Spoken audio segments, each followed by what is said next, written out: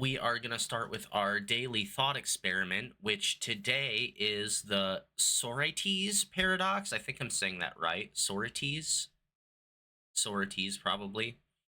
Um, the Sorites paradox says, imagine a mound of sand with 1,000,000 grains in it. The pile of sand is unaffected by the removal of even one grain. Even if another grain is removed, it remains a sand pile. The cycle continues until only a few grains of sand are left. When does a sand mound stop becoming a pile? In other words, when does a small change in quantity cause a big difference in quality? And it goes on to say, it poses significant questions about how we classify things, happenings, and experiences, and whether there is a definite line dividing one category from another. It also has ramifications for comprehending our decision making processes and how we view the world. The Socrates paradox can be applied to other aspects of life, such as moral judgments, political categorization, and scientific classification, and it is not just applicable to sand or tangible objects. Paradox forces us to reflect on the limitations of language, and how the categories we employ to make sense of the world affect how we see it. Um, so my thoughts on this one. I am I don't have concrete thoughts about this. I would love to know what sorts of things. I'm guessing it'd be about logic more so, like the philosophy of logic. Is how I would come to a better conclusion of this kind of thought experiment. But that's all to say, I don't really know when a sand mound stops becoming a pile. Um, it's just kind of vibes based at the moment for me, which I feel like isn't the right answer. Um, like I can just say when it's this big, it stops being a pile, right? But that's not very concrete, I guess. And to think about it in what this paradox wants you to think about it in, that being moral judgments, political categorization, scientific classification, limitations of language, and categories. It's like, yeah, how do we categorize things? Um, I don't know. This is one that I'm super open to um input on, I guess. Is the best thing that I could say at the moment. Um how we classify things, happenings, and experiences, whether there's a definite line dividing one category from another. I will say I think some things have more definitive lines than others. Like I think the sand pile is one where definitive line doesn't quite exist because it's very subjective, right? And what a sand pile is, but we can certainly make more um more is infringe the word I'm looking for? More we can certainly make better decisions about how we categorize other things, right? I think like politics and science are two fields where there are pretty clear different categorizations, right? Left versus right, neuroscience versus chemistry, if you will. Like these there's certain fields to both politics and science where I feel the distinction is quite clear, right? If that makes any sense. So that's all to say. It depends, I guess, which isn't the funnest answer, but it is one that often comes up in philosophy. I feel like it's a big it depends.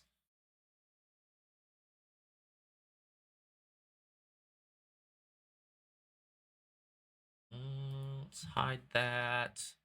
Let's boot up some Schrodinger's call.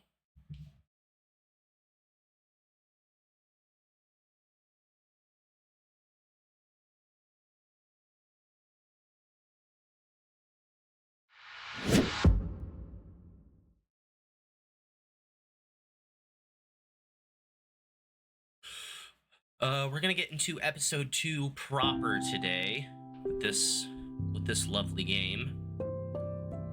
Hello, how you've been?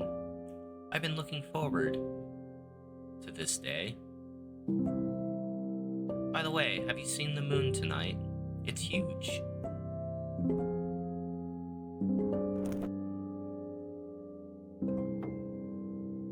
What if the pile of sand is affected by the removal of a grain is just so minuscule we can't perceive it?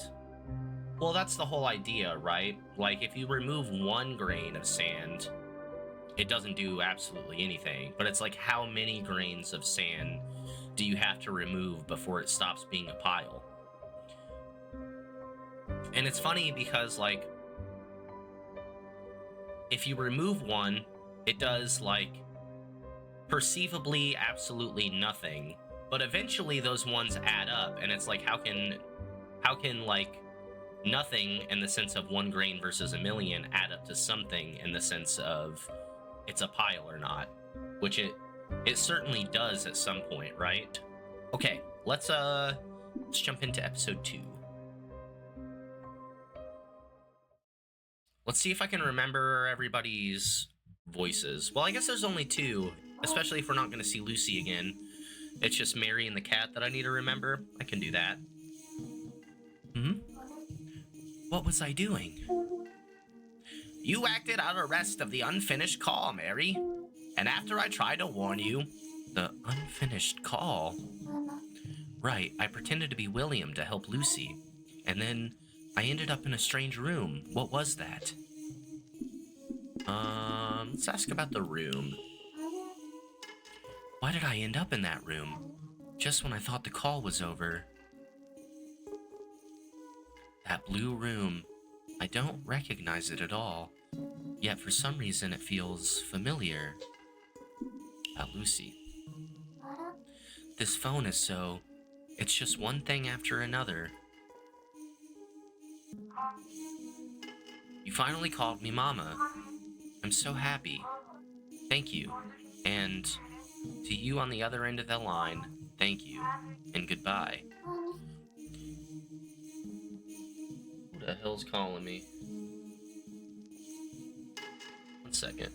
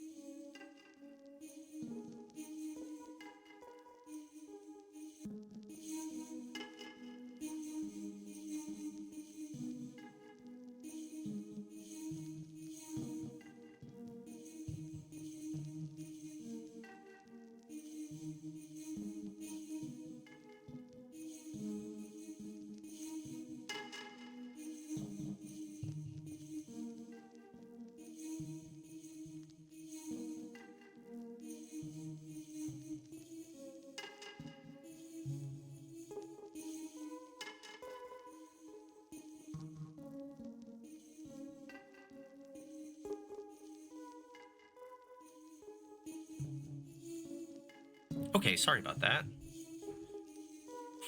In her final moments, Lucy was saved, just like John was, at least according to Hamlet.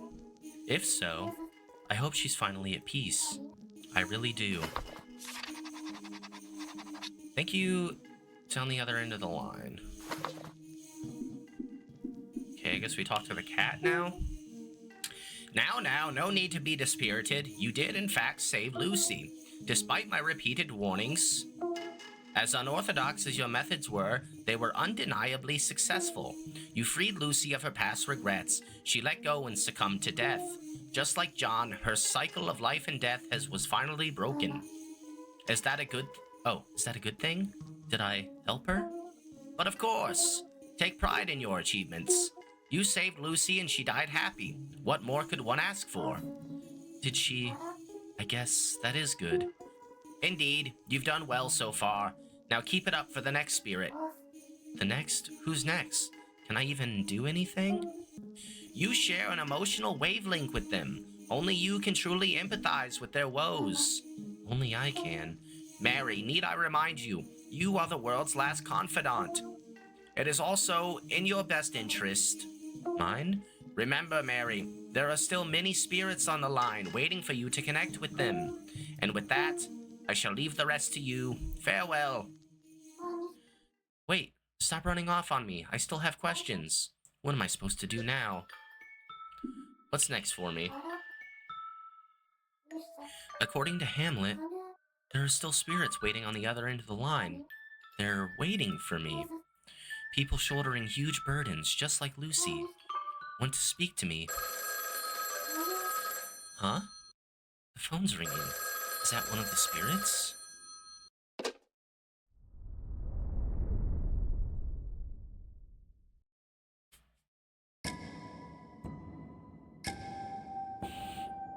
I feel something unsettling coming from the phone. If I strain my eyes, I can sense a presence on the other side. And not just one, I hear many of them breathing. Hello?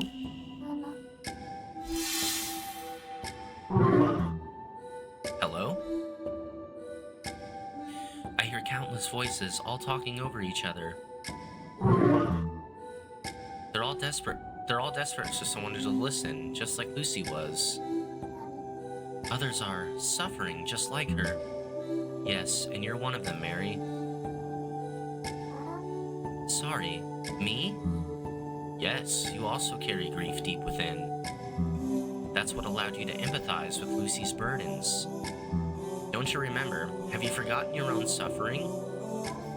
I don't remember. Your conviction is holding you back. Because of your strong conviction, you still cannot accept your suffering. So answer me this. What conviction did you hold?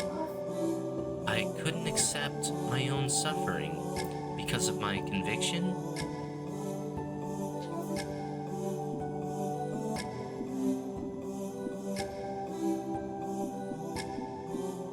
Wait, do we choose the same option that we chose earlier? I want to live for someone else?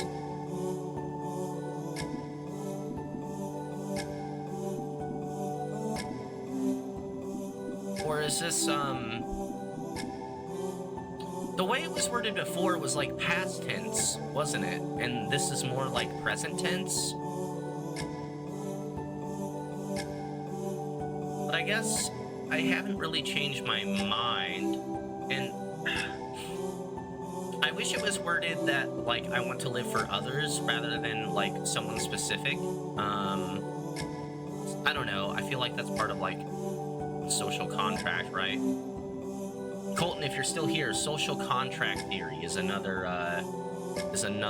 kind of ethics. Got any games planning to play after this? Today or, like, after we're done with this game? Oh, I just realized I'm in the way of this decision.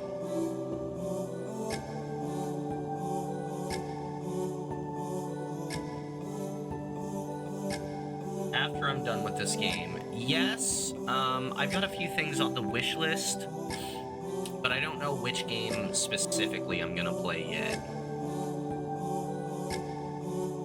I'm gonna say I want to live for someone else. I want to live for someone else. Yes, Mary, try to recall your own burdens. My own burdens. It's on the tip of my tongue. Between envy towards friends and self-hatred. Tell me, Mary.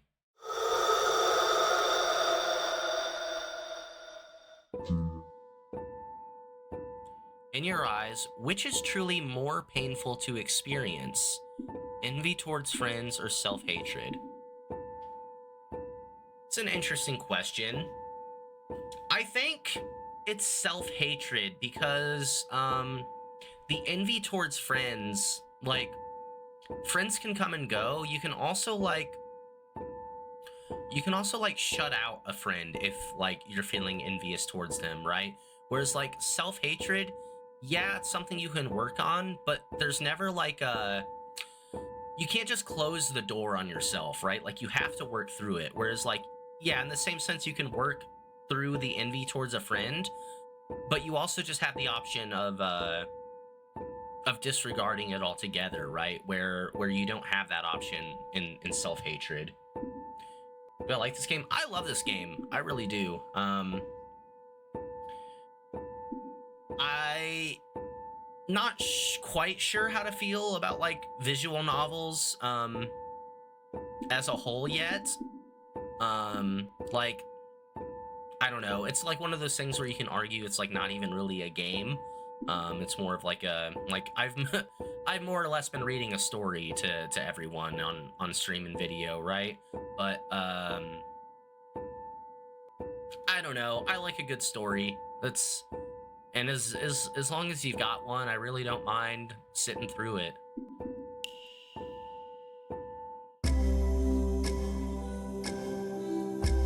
And the music is so good.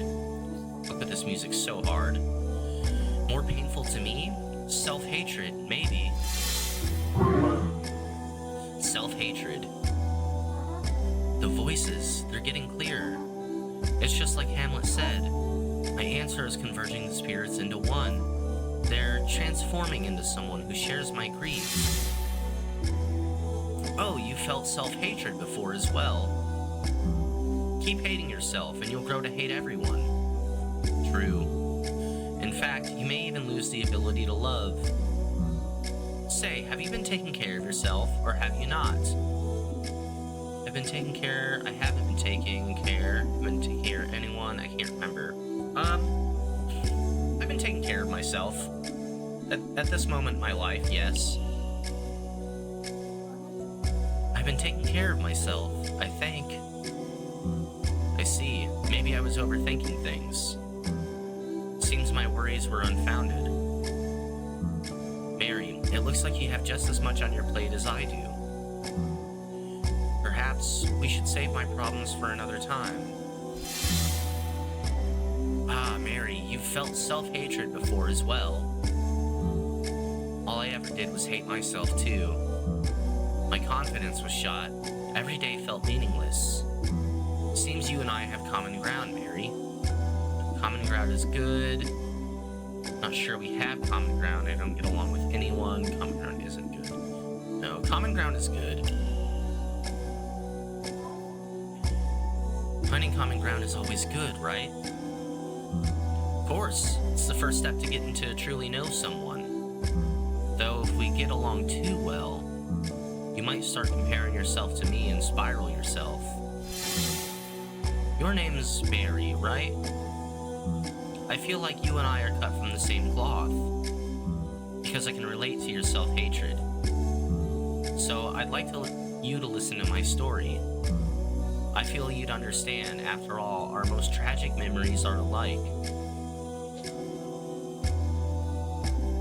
You know, Lucy said the same thing, and her most tragic memory was taking the blame for the person her son murdered. And I don't know if I can relate, but, they are? Yeah. I once did something horrible to a dear friend of mine. Because of that, we couldn't achieve our dreams together. What made me do such a horrible thing? Well, I think now I finally understand. or I will if I talk to you about it. After all, you also have tragic memories about a friend, don't you? I do? Don't remember, I remember. Tragic memories of a friend is something that I did wrong to them?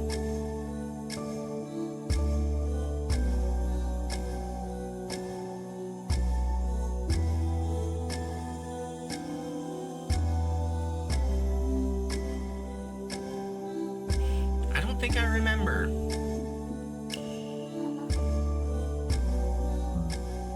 Mary, could you do me a favor? I want you to ask me.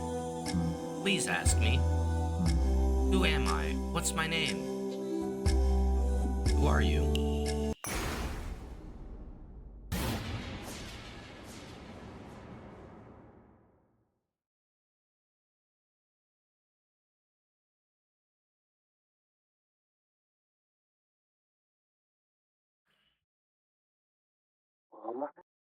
My name is Thomas. Okay. Wasn't Lucy also a fox? This is a fox, right? Oh, what does Thomas sound like? I feel like he's a shy, quaint fox. My name's Thomas. You and I share the same feelings. What feelings, you may ask? You said it yourself. Self-hatred.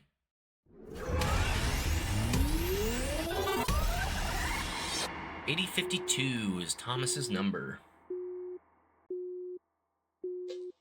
Put down the phone.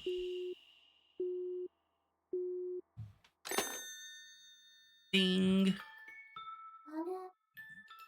That's it then. After Lucy, the next person for me to save is Thomas. About Thomas.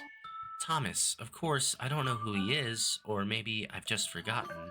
Either way, I don't think I can leave him alone. My name's Thomas. You and I share the same feelings. What feelings, you may ask? You said it yourself. Self-hatred. Self-hatred. I can relate. Very, very much. I suspect my memories must be hidden within his self-hatred. So this isn't just about saving him. It's about learning about my own past, too. My past. Who exactly am I? Where was I born? Who did I live with? What sort of life did I lead? I don't remember anything, yet I feel hatred deep within me. If Thomas shares this feeling, then I want to call him and try to figure this out together. Alright, let's call him. 8052. Planning to stream for? I'm gonna try to get through all of this episode, which last episode was like 3 hours, so about 3 hours, give or take. Yeah, probably till about 6:37. Did the call go through? Hello? Hello? No response. There's no response, and yet I sense a presence. What can I say? Introduce yourself. I'm Mary. I really want to talk to you.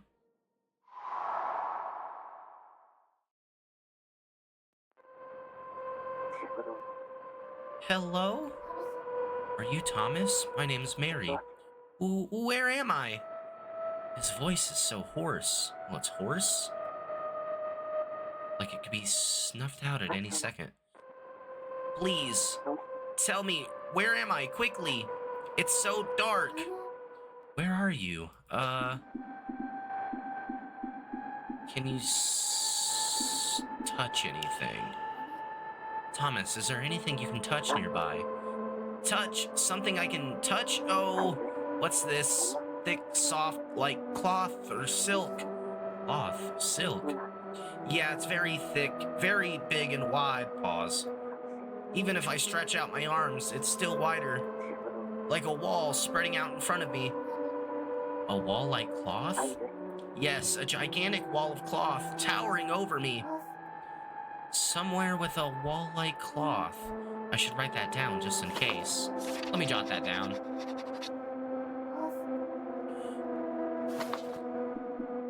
Can you see anything? We can try brainstorming this together. What I see, there's the sun. I see the sun. The sun. Thomas, are you calling me from outside? From a phone booth, perhaps?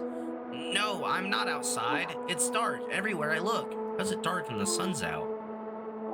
Yeah, I'm in the darkness. I see the sun. Many suns, in fact. Oh, he's in space. I should jot that down.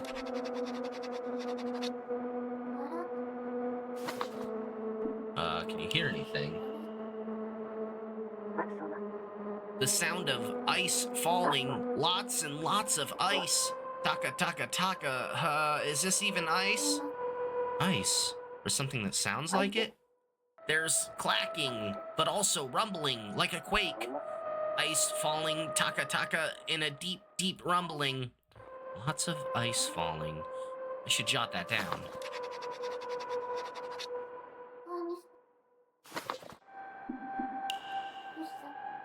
I have a feeling I know where Thomas is. I just remembered something. Oh, what is it? This place. It's filled with my hopes and dreams. Hopes and dreams? It must be important to you then. Mary, where am I? Please tell me you figured it out. Could it be Thomas's location? Based on what he said, he might be describing something metaphorically. Let me check my notebook.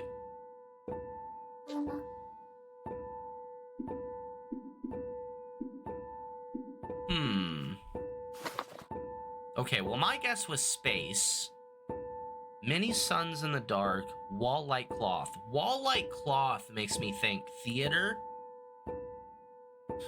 Sound of falling ice crashing, many suns in the dark. Many suns in the dark could be like a projector also, as far as like a theater goes. I think I might go theater.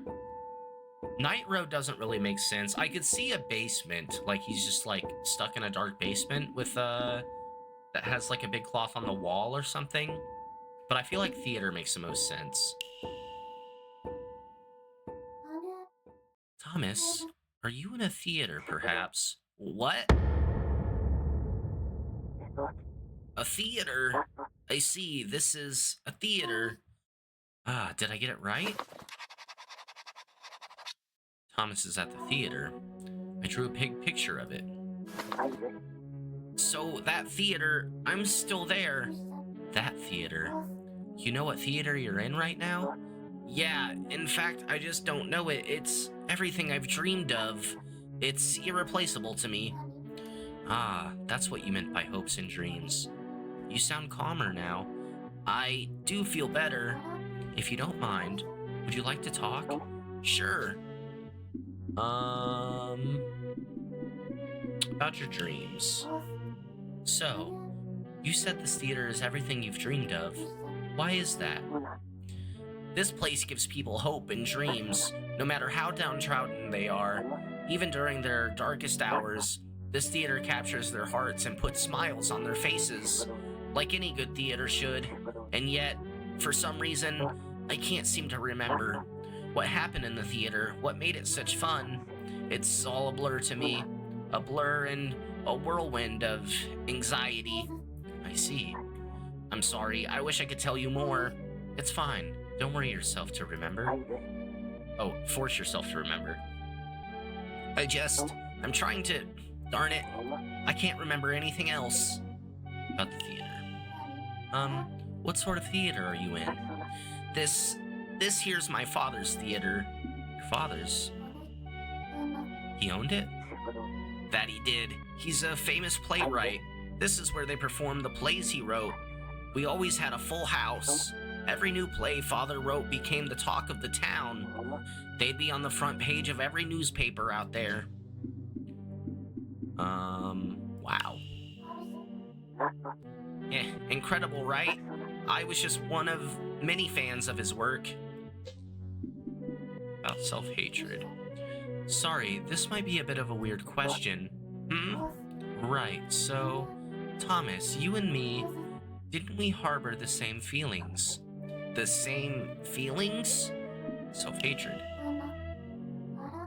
Thomas, haven't you ever felt that way? I have. Thought so. How about you, Mary? Have you ever felt self-hatred? I have. I'm sure I have. Problem is, I don't remember anything about my past or who I am. I have no idea what I did or why I hated myself. But despite my lack of memories, this feeling, self-hatred, is the only thing I'm sure of. I think I understand you, how you feel, because I feel the same way. Hmm?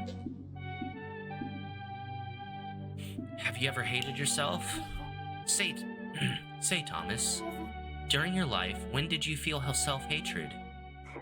Self-hatred? Let's see. Who I hurt. I did something horrible to my friend. My friend, right? Her name was... her name, no, I can't remember. No, I should be able to remember. How could I not after what was it? What did I do for her? Her name, it was... I forgot. No, I didn't forget. I just don't want to remember. Deep down, I remember her name and what I did. I just don't want to remember. I want to die in blissful ignorance. Thomas, calm down. I promised I would bring her here. But you've forgotten her?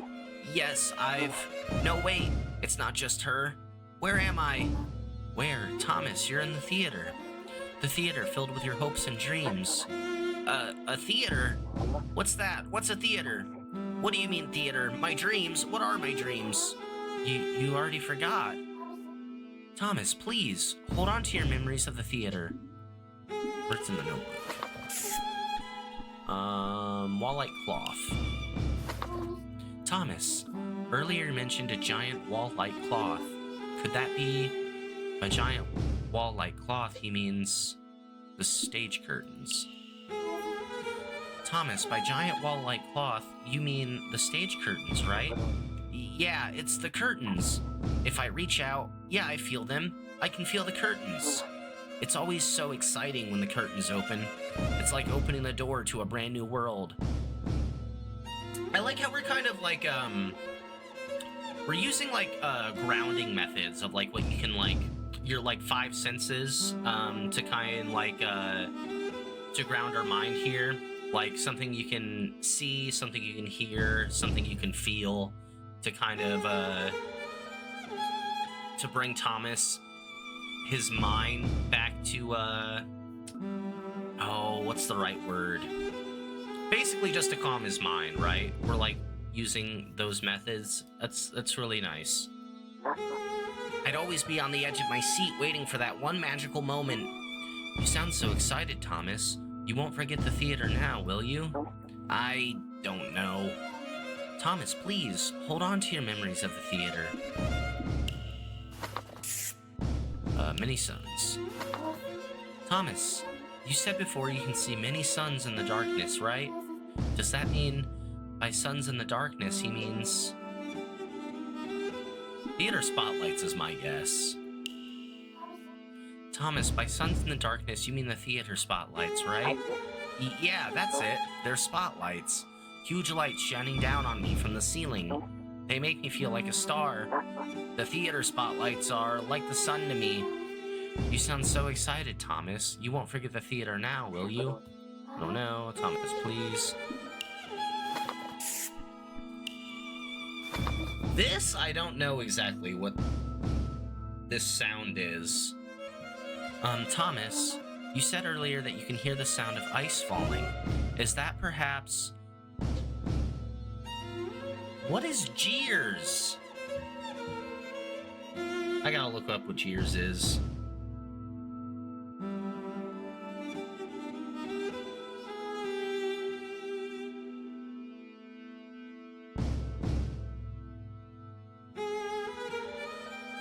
To deride with mocking and insulting remarks or sounds. Mocking and insulting remark or sound.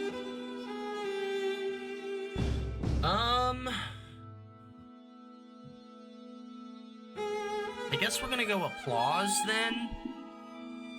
I would not say that applause sounds like ice falling, though. But then again, neither would, like, insults from the crowd.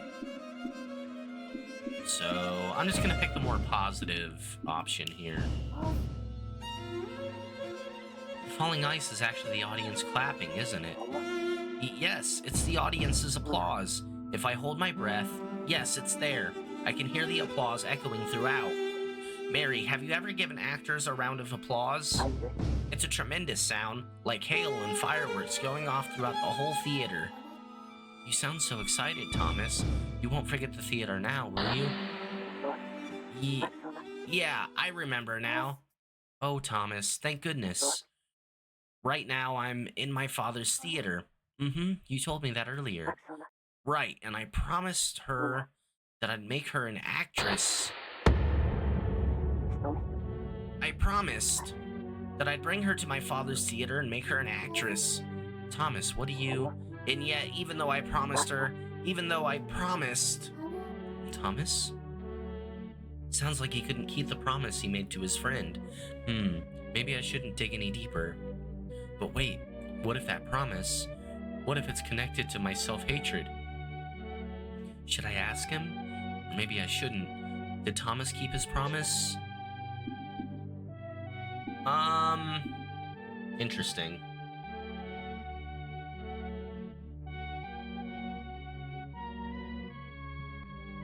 In general, I'm a fan of,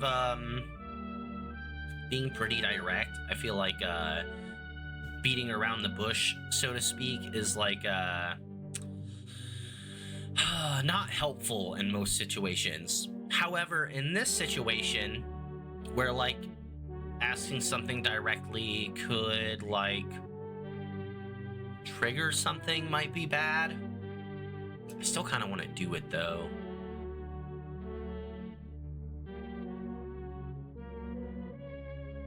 I'm gonna do it. Let's just...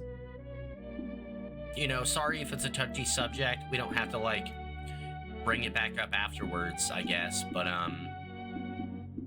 let's just find out for sure instead of assuming or waiting so long for it to come up again, right? Thomas, sorry if this is an unpleasant topic, but about the promise you made to your friend. Thomas? I'm sorry. I shouldn't have asked. You don't have to tell me. Again, sorry. Thomas? I just remembered. Her name was... Leah. Leah? Leah? I'm gonna say Leah. I think it's Leah. Thomas? Hello? What's wrong? Are you there? Did the call cut out? Down the phone.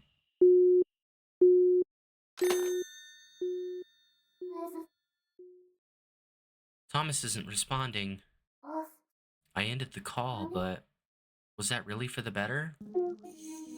Why, of course it was, Mary. You've been following the protocol to a T. That's something to be proud of. Hamlet, you keep appearing and disappearing over and over again. Please make up your mind already. You wish me to make up my mind? To be or not to be? Which would you rather, Mary? That I be here or not? Huh? You're putting me on the spot here. I think I'd prefer if you were, here. Here, I'd rather you here than not. Very well, then I shall stay a while. You say that, but I bet you're going to disappear again soon. True. I love Hamlet. Thomas is the spirit I met after Lucy. Lucy had her own troubles, as does he. They all have unfinished business. Leah. I wonder if I can save him. Maybe if I talk to him a bit more. So we just immediately calling him back? We try to talk to Kitty? No need to be flustered, Mary. As I said, you are following protocol in regards to Thomas. What protocol? What do you mean protocol, anyway? Remember how you dealt with Lucy? The two of you went through the same steps. With Lucy, I called her, then put the phone down, then the phone rang, and then I answered. It connected to Lucy's past, back when she called her son, William, from a phone booth. Is that what's going to happen with Thomas? Indeed it will. Oh, the phone's ringing. Speak of the devil, this shall be a call from Thomas's past. Do lend him an ear. And with that, I shall take my leave. Already? Hamlet's gone already? What happened to staying a while? That's what I'm saying. A call from Thomas's past. Could it be his final call?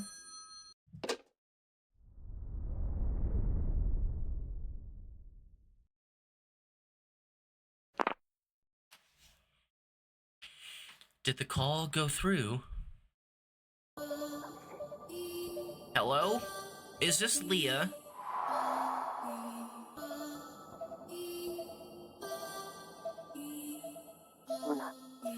Morning, Leah. Thought I'd give you a call today as well. How are you feeling? As I thought, this is from Thomas's past, his unfinished call. He's calling Leah, his friend. Okay, so I'm kind of confused on this part, because one time I'm pretty sure we said we were someone we weren't, and they freaked out about it. They're like, no, you're not them, you're not them. But then, like, the last phone call we had with Lucy, we, like, spoke as William to her, and it was, like, the good thing. But I don't know. Since I'm unsure, I'm just gonna opt to tell the truth, I think.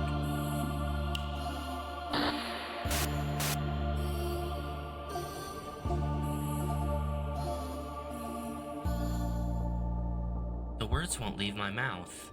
This is what happened with Lucy, too. I'm hearing this from Leah's side. All I can do is listen in silence. Good news, Leah. You're gonna be an actress. Father wants to create a new play with you as the lead. He truly believes in your talent. He said you're going to be famous one day. So he wants you to come visit. Don't worry, you'll be in good hands. Father's writing the script himself. He'll make you shine like a star. Father and I, will be waiting for you at the theater.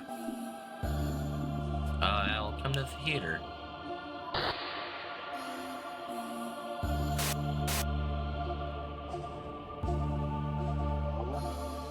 It's fine, Leah. Take as long as you need. I'll wait for your answer, however long it takes. I have an answer right now.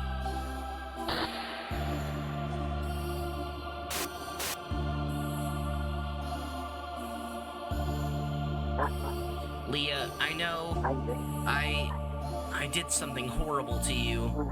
That's why you won't say anything. Is Thomas getting quieter?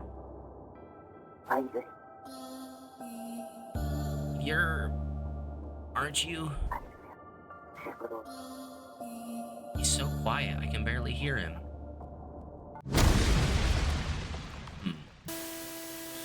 In that moment, the moon fell to our world. The moon fell.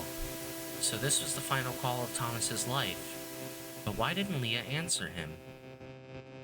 I should put the phone down and think this through.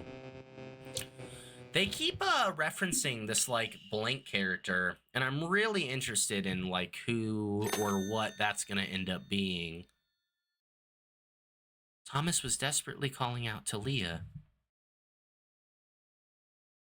Yet she didn't say a word. Thomas's situation. Thomas's unfinished call. It cut off suddenly, just like Lucy's. I assume it was the moon again. Makes sense. It wouldn't have fallen at the same time for everyone. Yeah, that's true, but, like, I don't know. I feel like we're talking about, like, seconds or minutes of difference here. Maybe not. Like, the moon is, like, significantly smaller than the Earth, right? So, like, if it crashed into Earth,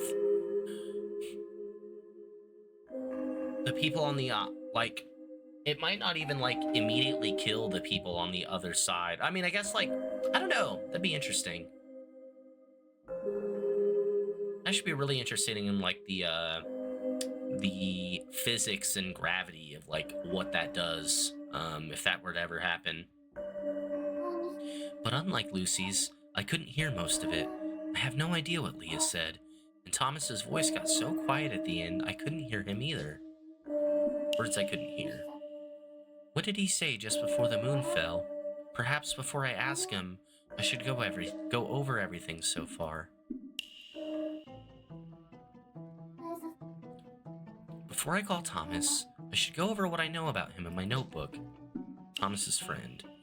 Thomas called out to a girl named Leah in his unfinished call. Leah was Thomas's friend, right? Just like Lucy. Mid-call, the moon suddenly fell and crashed into our world. I can't picture Leah's face all of a sudden. Jot it down. I already drew it. Is this really what she looked like? Speaking of, didn't Thomas say... I promised that I'd bring her to my father's theater and make her an actress. Make her an actress, huh? Okay, that should do it. How did it turn out? I wonder, did he ever fulfill that promise? Come to think of it, didn't he say in his unfinished call, he truly believes in your talent. Father's writing the script himself. He'll make you shine like a star. I should write that down before I forget. Maybe I put too much effort into this drawing. Thomas's father.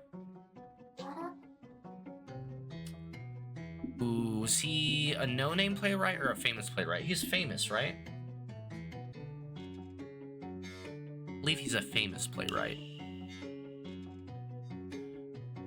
Thomas said his father was a famous playwright. He must have been very influential to have his own theater. From what I can tell, Leah dreamed of becoming an actress. So Thomas asked his father to grant her wish, and it sounds like he said yes. He was willing to write a play starring Leah. What a wonderful father. Which means... was Leah able to become an actress like she wanted? I'm gonna guess no. It's fine, Leah. Take as long as you need. I'll wait for your answer, however long it takes. Her dream was going to come true, but she didn't say a word. Thomas cared about her enough to wait forever if need be. Question is, why did Leah keep him waiting? I think that about sums it up. Something else sticks out to me. Muffled voice. By the end of the call, Thomas's voice was really faint. Leah, I know I did something horrible to you. Aren't you? He's so quiet I can barely hear him. What did he say? Why couldn't I hear it? I could with Lucy.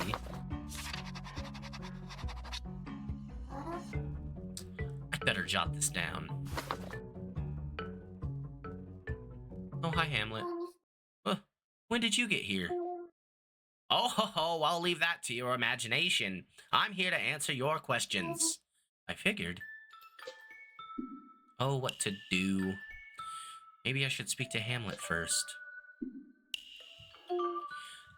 Allow me to guess. Why couldn't I hear Thomas at the end of his unfinished call? Yes, exactly. Do you truly wish to know? If that is the case, scratch my back, Mary. Gently, if you will. Never mind, I'll figure it out myself. Aw, pet that kitty's back. Besides, whatever answer you give me will probably be another riddle in itself. An interesting reaction. Very well, I shall tell you for free, just this once, for I am the nicest mathematician in the world. Indeed, you could not hear the end of that unfinished call because Thomas's memory is more unstable than Lucy's. What do you mean?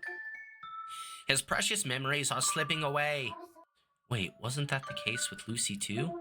But Thomas's instability is a step above. Not to worry, though. You're here for him, Mary. Me? Call him, Mary. Restore his memories. Only then will you hear the unfinished call in full.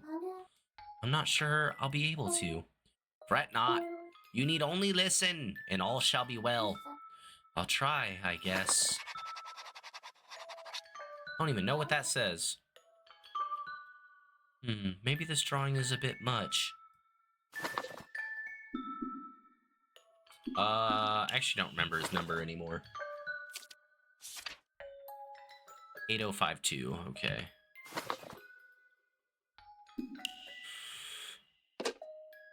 Hey, 5 2. Oh, Thomas.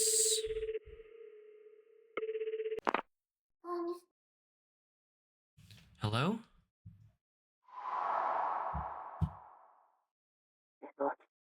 Hi, Mary. Are you sure you're okay? Sorry for losing myself like that, but it won't happen again because you called me. I appreciate it. So, Mary, you're our world's last confidant, right? There's a lot I want to ask you. May I? Yes, of course. About the unfinished call. Thomas, have you heard of unfinished calls? Unfinished? Is there something special about them? Right, of course. Basically, I just listened to the final call of your life. The final call of my life? Yes, exactly. And what happened? What did I say? I don't remember a thing. Who was I talking to in my final moments? You really don't remember, huh? In your unfinished call, you were talking to your friend Leah. Leah? Leah's the one you called. Of course, who else but her? Is it that obvious in hindsight? Yeah, our calls were Leah's only connection to the outside world. Her only connection? What do you mean? It's a bit hard to explain. Our relationship was special. Thomas, what sort of friend was Leah to you?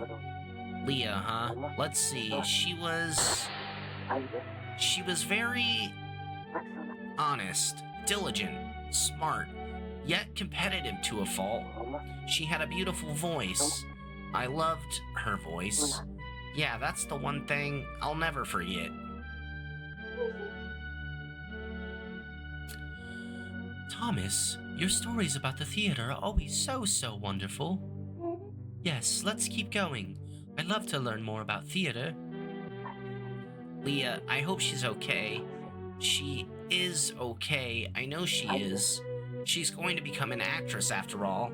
Dying now would be such a waste. Becoming an actress, that's her destiny. Hey, why couldn't Leah become an actress? She didn't.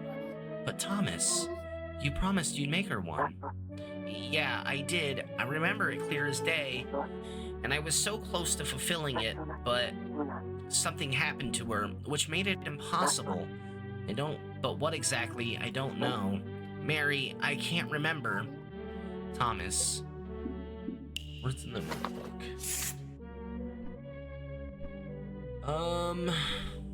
Didn't give Thomas an answer.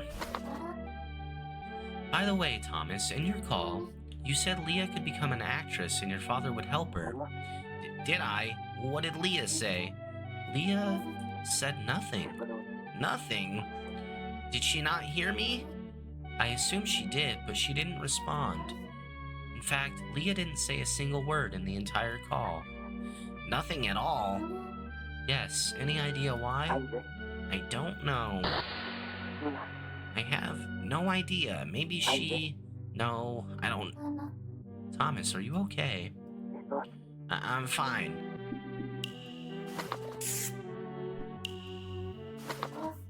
You told her that your father was writing a play with her as the lead. Yeah, I remember. My father's a famous playwright. He's also the owner of this theater. If he put his mind to it, he could write an incredible play that'd make Leah shine, and he did, and yet what? Did something go wrong? Leah's play was never performed. That's why she never became an actress. Why wasn't it performed? Why? I don't remember. Did your father actually write the script? I'm not sure. I can't remember if he did or not. That's fine then.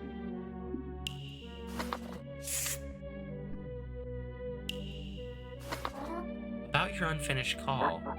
The final call of my life? That one, yes. I actually couldn't hear part of it. Which part? The last bit, right before the moon fell and the world ended. You kept speaking, but your voice grew quieter and quieter until I couldn't hear you anymore. So if you could hear that, then maybe you could figure out why Leah never said anything. But then again, maybe Leah did talk and you just couldn't hear her. I wonder. That must have been it. Leah and I were incredibly close. Surely she would have at least said something. I suppose. Is there any way for you to decipher the last bit? About that. Apparently, I'm having trouble hearing it because your memory is unstable. So if your memory were restored, I assumed I'd be able to. If you could just recall more about the things that were important to you. Leah. Like Leah, perhaps. I see.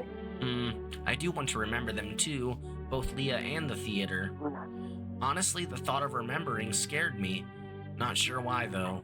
But thanks to you, Mary, I think I'm ready now. If I get my memories back, you can hear the rest of the call, right? I believe so. I want to get my memories back, but how do I do that? I don't know. Mary, can't you figure something out? You have a special phone, don't you? It let you listen in on my final call earlier. Maybe... Oh, skip. Mary, please. I want my memories of Leah back. Okay. I want to know more about Leah, too. Thank you, Mary. I'm going to hang up for a bit, okay? Just wait right there. Okay, good luck, Mary. I'll see if I can remember anything as well. Okay, don't push yourself, though. I'll call you back. Put down the phone.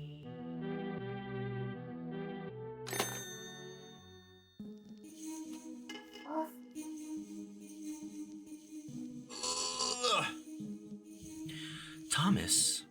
He begged me so desperately. I couldn't turn him down. Can we really restore his memories? I may have to give it my all. Nothing in this room is related to Thomas. I have to think of something. Cat? If only Hamlet were here. Why, hello again, Mary. All going smoothly, I take it. Hamlet, thank goodness you're here. I need to ask you something. It's about Thomas. I want to restore his memories. My, he really is placing all his bets on you. Well done, Mary. You're certainly living up to the title of the world's last confidant. What? You're doing a good job. And would you believe it? You've earned new third-party numbers. Third party? What was that again? Oh, people who can no doubt lend you a helping hand, or paw if you prefer. I've written them down in your notebook, the third party numbers, that is. Give it a look later. Sure. Now, shall I once again take my leave? Be sure to check your notebook for the third party numbers. And with that, I bid you good luck. Wait, could you explain? Alright.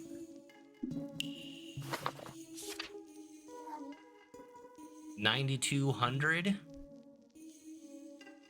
Who's Checo and Ira? Alright, 9,200.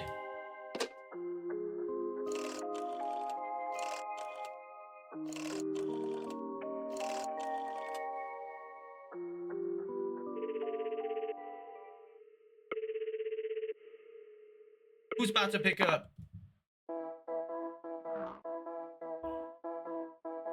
Oh, is this the frog? What's a frog sound like?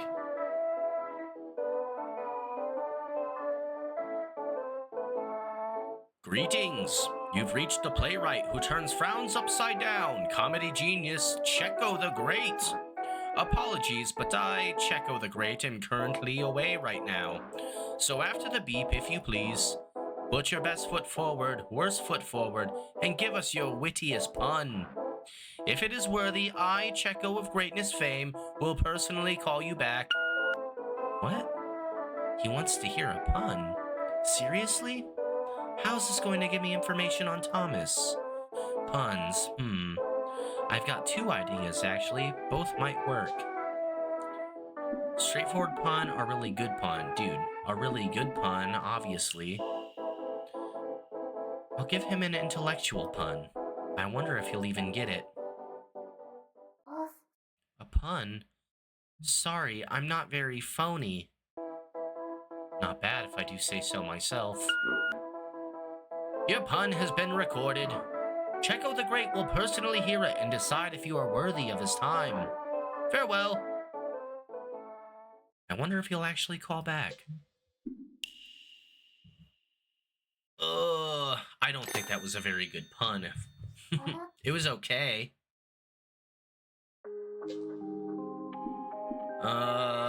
What now? There's not another number, right?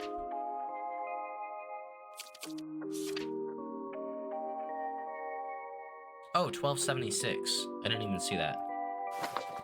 1276.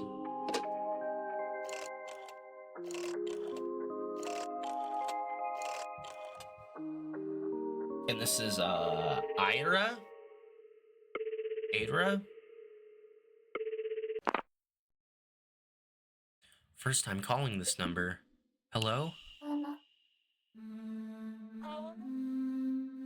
La la la la di da.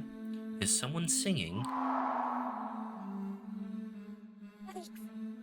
La la la la la la. You could never escape self-hatred. So you would always believe in, I wanna live for someone else. Oh my, when did I start singing? Hello? Oh dear, did you hear all that? Yes. Well, how was it? Did I sound good? Took a few heartstrings, maybe? How should I answer that? You're a great singer. Yeah, I thought it was pretty good. You flatter me. I was just singing to myself because I have to, you see. You have to. Otherwise, I may forget something very important. Something important. Is it just me or does she sound sad? Listen, I was just going out on a walk, strolling along, humming to myself, when I saw it, the moon falling from the sky. And it was so fast. In fact, at first I thought it was going the other way, round, and I was going towards it. Like I was falling up into the sky, and I'd land in a crater or something. But no, the moon was falling towards me. I got so scared I started singing, as loud as I could. Because, can't be scared when you're belting it out at the top of your lungs. And I'm still singing, even now. I feel like if I keep singing, I can go back to before the moon fell. I know I'm repeating myself, but if I don't sing, I'll start to forget everything important to me. Oh, come to think of it, who are you? I'm Mary. Have you heard of me, perhaps? Mary, is it? Afraid I have no idea who you are. And I'd hardly think you know anything about me either. Let's start from the beginning then. My name's Ira. Nice to meet you. Nice to meet you too, Ira. Important thing. Hey, what's that important thing you don't want to forget? It's my memory of someone. A girl I've known for years. A girl? Could this be the key to restoring Thomas's memories? That girl. Ira, what you just said. The girl you don't want to forget. That girl's name, was it Leah? Would she happen to be named Leah? Leah, yes, that was her name. The girl I absolutely mustn't forget. Her name is Leah. Leah. Oh, thank you. I was about to forget her name. That's why I have to keep singing her name, to keep reminding myself about her. La la la, you could never escape self-hatred. So you would always believe in, I wanna live for someone else. It really takes me back. We used to sing this together all the time. I miss her voice, that clear, angelic voice. Angelic? I wish I could have heard her too. Better jot that down. Tell me about Leah. Ira, could you tell me about Leah? You want to know more about Leah? What was your relation to Leah? My connection to Leah, what should I say? I know her friend Thomas. He's also forgetting things about Leah. It's eating at him really badly. That's why I'm looking for information on Leah to help him remember. You know Thomas? Yes, I've never met him in person, but we talked on the phone and became friends, I suppose. Becoming friends over the phone. What a coincidence. Just like Thomas and Leah. Were they the same? You don't know? I have some ideas, but nothing concrete. Thomas and Leah were phone pals. Phone pals? Yes, like pen pals, but over the phone. The two of them never once met in person. They bonded entirely over the phone. Just over the phone. Jotted. Friends who only knew each other over the phone. Yes, I don't think they ever met in person. Why not? Leah's parents wouldn't allow her to go outside. She was always stuck inside the mansion, day in, day out. Why didn't Leah's parents let her go out? Because it was dangerous for her outside. Outside was dangerous? Why didn't Leah's parents let her go out? Her parents were rather overbearing for one, and there was another reason. Leah was born blind, so her parents raised her entirely indoors. Blind, I see. I should definitely write that down. Jotted. Say, Ira, how do you know so much about Leah? That's because I worked at her home. I was a housekeeper since before she was born. I know everything about her from A to Z. Oh, that makes sense. What should I ask Ira about?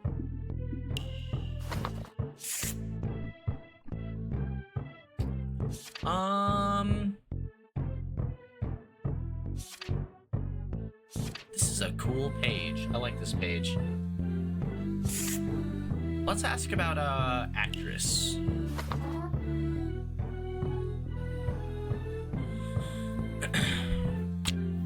Leah wanted to become an actress, right? Yes, very much so. Why did she want to become one? Why did she want to become one when, You don't need to dance around it. Why would a girl who can't see or even leave the house want to become an actress? Leah's never even attended a play, much less seen one. That's what everyone thinks, no? It's not hard to guess. Yes. Well, we have Thomas to thank for that. What did he do? He made her fall in love with theater.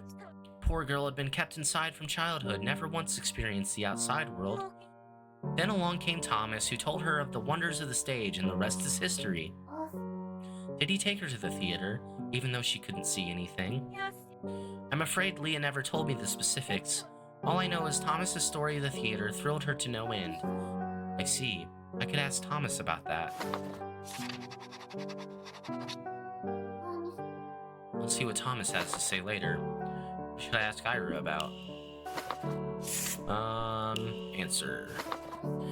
You might already know this, but apparently Leah recently was going to become an actress just like she wanted. Thomas managed to convince his father to write a play with her in it. You're going to be an actress.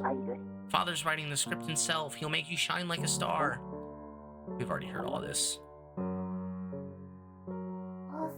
And yet, Leah never responded to him.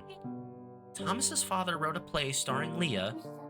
His father was a very famous playwright, if I'm not mistaken. You're right. If he wrote a play for her, she truly might have become a bona fide actress overnight, but was it really Thomas's father who wrote it? Huh? I assume so. Something seems off. I feel as though someone else wrote it. Wait, the person who wrote the script was it not Thomas's father?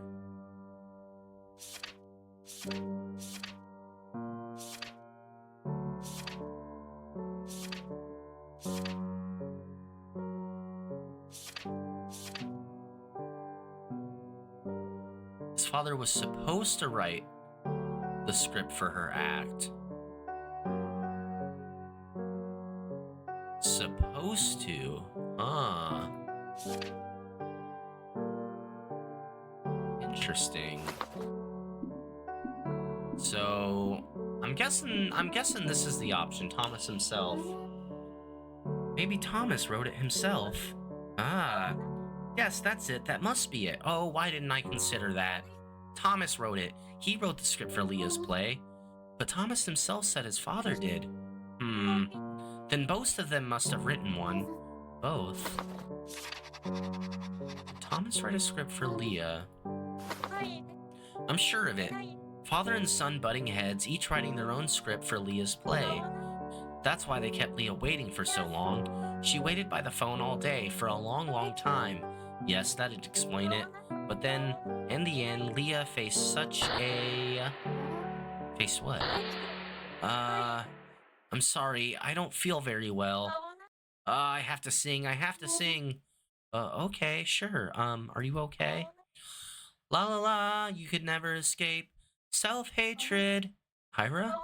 So you would always believe in, I want to live for someone else. La la la, everyone's calling you. I'll call you back. I can't hear Ira anymore. Seems there's something related to Leah that neither she nor Thomas can bear to talk about. It's on the phone. You could never escape self-hatred. Ugh. I've called both new numbers now. Time to go over what I've learned. Let's get Checo out of the way. The comedy playwright Checo, was it? The one I left a message for. I told him a really good pun. Sorry, I'm not very phony. I'm fairly confident in my wordplay, if I do say so myself. I wonder if Checo will call me back. He will. I know he will. Ira was a housekeeper at Leah's house. That's because I worked at her home, blah blah blah. I learned a lot about Leah from her. The girl with the voice of an angel. I wish I could have spoken to her. But what did Ira mean when she said Leah faced such a... Every answer just leads to more questions. Chico? Who could it be? Thomas, perhaps? Or is it Chico, returning my call? Chico? Froggy Man? Oh, Thomas. I want to talk to the frog. Mary! Phew. Good I got through. Thomas? I tried remembering myself about Leah, the theater, and other things, but nothing clicked. Please help me, Mary. All my precious memories are slipping away. I can feel myself growing emptier inside. Think back. Think back with all your might, Thomas. I found out lots of stuff about Leah. Just calm down and I'll share it with you. Leah. Please, Mary, tell me about Leah. Who was she to me? I can't remember. Phone pals. She was your phone pal. You two often talked over the phone, right? Yeah, you're right. Leah was my phone pal. She couldn't leave the house, so I'd always talk to her over the phone. But why? Why couldn't Leah leave the house? She was an inquisitive girl, always wanting to explore the outside world. But she couldn't. Why? Why can't I remember anything about someone so important to me? Don't worry, I'll tell you. Leah couldn't leave the house because... she was blind. Everyone knows blind people can't leave the house, obviously. That's a joke.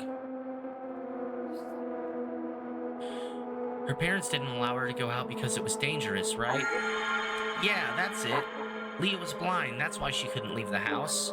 But she longed for the theater experience. That's why she called our theater. But what exactly did we talk about? I can't remember. Why? We were so close. Mary, what did we... It's okay, Thomas. If you two were that close, I'm sure it would all come back to you soon. They must have talked about many different things, but I imagine they mainly spoke about probably theater, right? Did you talk about theater? You told her lots of amazing stories about theater, didn't you? That's how she grew so fond of it. And why she dreamed of becoming an actress, or so I heard. You're right. You're exactly right. Mary, I just remembered. Every day I'd read scripts out loud for her, and over time it drew her deeper and deeper into a whole new world. Every day I looked forward to hearing Leah's voice. Yes, it's all coming back to me now. Each and every play we talked about. Leah loved my father's plays especially. Whenever we discussed a play, I felt like I'd become a living, breathing part of its world. Leah could always tell how a character truly felt, even if it wasn't part of the script. Each time she'd surprise me with something new, and each time my heart would flutter a little more. Reading scripts together was so much fun. It was like she was taking me by the hand to meet these characters in the flesh. I really admired her for that. Thank you, Mary. Truly. I managed to get back some of my most precious memories, all thanks to you. Sorry about earlier, by the way.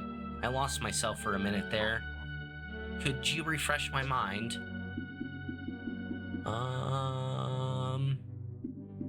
About Ira. By the way, Thomas, do you know Ira? Ira? Oh, Leah's housekeeper, right? She answered the phone for her a few times. Yes, that's her. She filled me in on a lot. Ah, no wonder you know so much about Leah.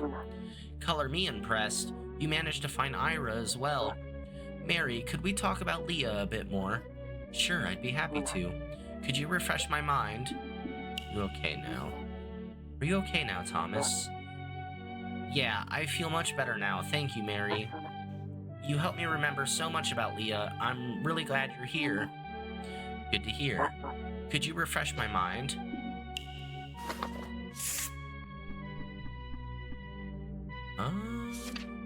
Is it just gonna be this page? Oh, we'll eventually get to this, hopefully. Thanks to Thomas. I heard Leah got into the theater because of you? Maybe. I did read her those plays, so in a sense that might have been the spark. But I don't think I deserve much credit. I gave her the opportunity. She grew to love theater on her own, and I'd really appreciated that. I see. No one else my age was into theater, you see. Leah, though, she was amazing. She only had to hear a script once, and she could perfectly recall every line. Just once. Yeah! That's why I'd read the same script twice. What for? I'd read it all out the first time, and then since Leah would memorize it, you see now, the second time we'd take turns picking parts for each other to act out. Sounds like fun. We'd do those back and forths almost every day. You called that often? Yeah, almost daily. Back then, I'd get excited just seeing the phone. I should jot that down. Phone pals. I heard you two were strictly phone pals. You really never met in person? No, not even once. But I know how she looks. I saw a picture of her. Wait, where'd I get the picture of her from? You refresh my mind?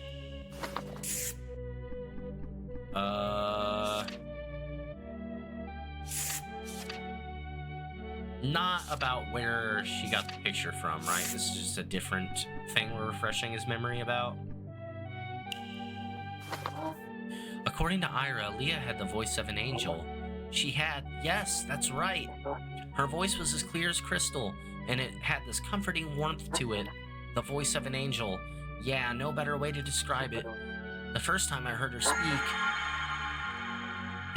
Honestly, I was dumbstruck. How did you first hear her? The phone was in the ticket booth ring, and I just so happened to pick up. She called out of the blue. Her voice was so pretty. I'd never heard anything like it before. My jaw was on the floor. Jotted all that down. Blind. Leah couldn't see, right? Yeah, that's why she relied on her hearing to experience the joys of theater. Sometimes she could hear bits of the play coming through my end. That was enough for her. Just from those sounds alone, the world of theater blossomed in her mind. She had so much fun chatting about it. We'd sit there and listen to the plays, and come up with new plot lines or dialogues for the side characters. Sounds nice. Is there anything else you know? Please, I want to hear more about Leah. There we go. Oh, by the way, Thomas, obviously you like theater. Have you ever acted in or written a play yourself? Iris said you were the one who wrote the script for Leah's play, although she might have been mistaken. Huh? Me write a script? Thomas, what's wrong? Did I really write a script as well? Ooh, dude, I fucking love this artwork. Holy shit.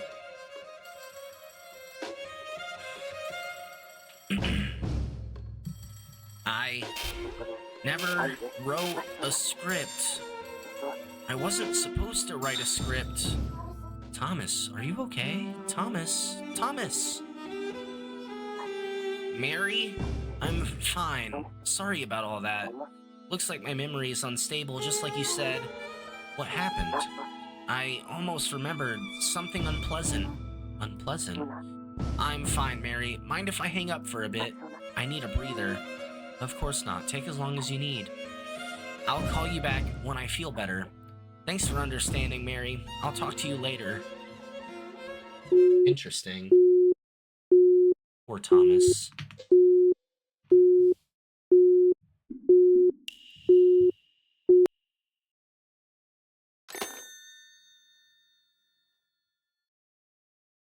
I wonder if Thomas is okay. It sounded like he was in pain. I might have touched a nerve. One sec.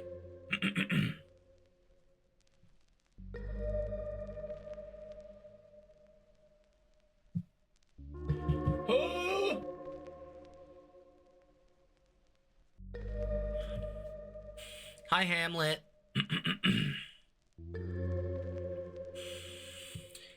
Greetings once again, Mary. You're faring quite well, it seems. Hamlet. Hamlet, I can't say things are going well. And why is that? I may have touched a nerve with Thomas. The moment I asked had he ever written a play himself, he suddenly sounded like he was in pain. An obvious indication that his memories are returning. Fret not. You have not deviated from protocol in the slightest. Protocol? What protocol? You keep saying that, but what is it? I am referring to the steps to save Thomas, of course.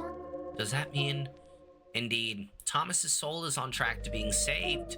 After all, Thomas himself wished for his memories to return, no? That's true, I suppose.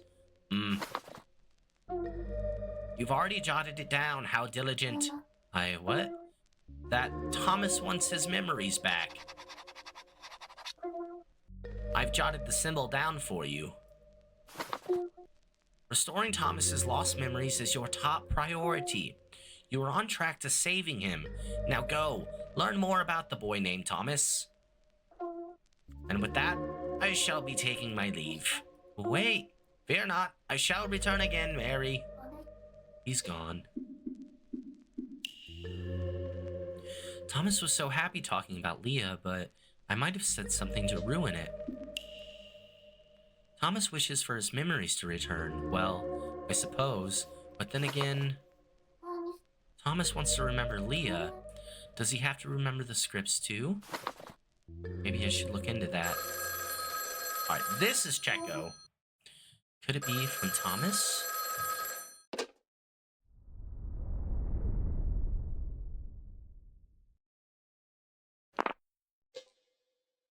Hello?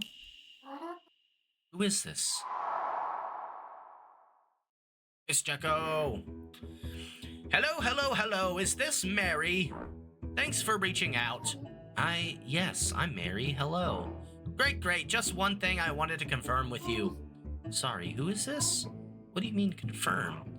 Are you the one who came up with the pun, sorry, I'm not very phony? Oh, are you the one I left the message for? That's I am, Checo the Great, at your service. Are you the one who came up with the pun, sorry I'm not very phony? My pun was, sorry I'm not very phony, right?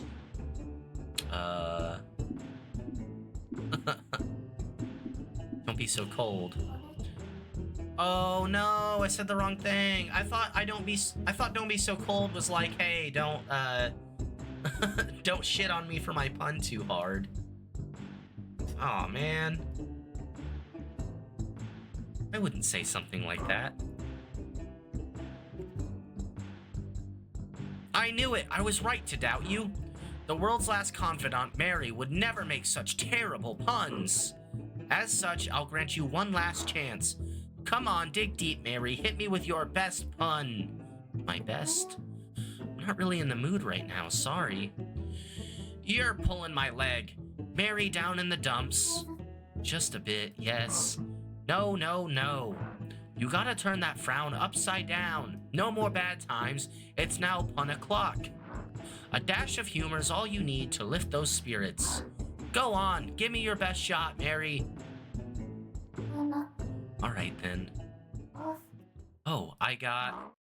Hit me.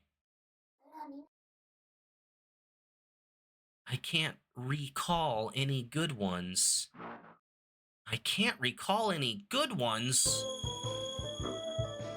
No doubt about it. You're a legend, Mary. I'm in such awe, I could cry. You must have been a comedy writer yourself before the moon fell. I, too, was a humble merchant of chuckles once upon a time. I can tell you and I are cut from the same cloth. Should I be flattered? I don't feel like that's a compliment. All right then, Mary. Let's begin the conversations.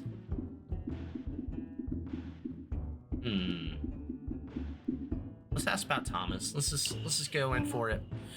Could I ask? What's that? You want a pun from me? Inquisitive today, aren't you, Mary? Not that. Do you know a boy named Thomas? Who cares? Let's talk puns instead. The cornerstone of comedy. Great puns make great playwrights. Trying to play off your ignorance like that. Why are you so nonchalant about your non-talent? Anyway, about Thomas. Thomas this, Thomas that. Put a sock in it. Yes, of course I know Thomas. I can tell you everything about him, and I can make it a pun to boot. Oh, okay. I want to know more about him, please, without the puns. What's that? You want more puns out of little ol' me? Let's go ahead and ask about puns, I guess. Just asking, why do you love puns so much? Why? Because I'm a comedy writer. Checo the Great, nonetheless. Gotta be well-versed in the art of wordplay to squeeze laughs out of an audience. Comedy hunts for clever puns, while tragedy preys on human misfortune. That's why tragedy writers are all hacks, like Thomas's old man. Oh, look at me. I like suffering entertaining. I write masterpieces that leave masses in tears. Patooey on his masterpieces. So he knows Thomas's father. Seems like Checo knew Tom. Yeah, you just said that. Thomas's father. Did you know Thomas's father too? Of course I did. Man soared up the sales charts like a bird. Built a whole new theater with the cash. All he did was make people cry, yet he sat happy on his high horse in his own darn theater. He even got his name plastered all over it. How's that fair? Grr. What gives him the right? He was just like me back in the old days. Oh, did you know him back then? Huh, did I? I didn't just know him. We were the best of friends. Oh, this is very personal to you then. Don't I know it? Everything changed the second he got famous. How so? We went from best friends to co-workers. He became the theater owner, and I punched tickets. That sounds less like co-workers and more like, up. We worked alongside each other, okay? I wore the finest clothing, punched the finest tickets with the finest hole punch. Though I admit Thomas's old man prepared it all. Took great pride in that theater, he did. Even us ticket punchers had top-notch uniforms. Regardless, I'm the one who taught Amos the art of ticket punching. You did? For sure. We worked in the ticket booth together. Taught him everything I knew. What's that? You want more puns out of little old me?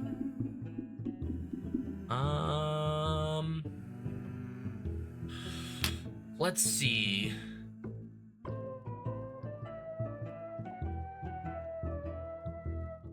Thomas the understudy.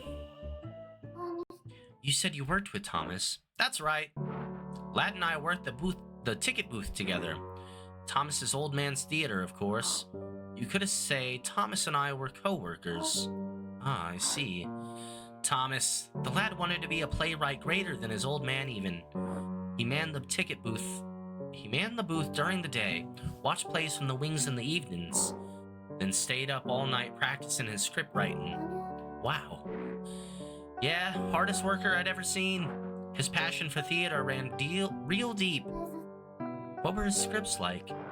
Well, in terms of puns, he might have given me a run for my money. Not that. I'm more curious to know what the stories were about.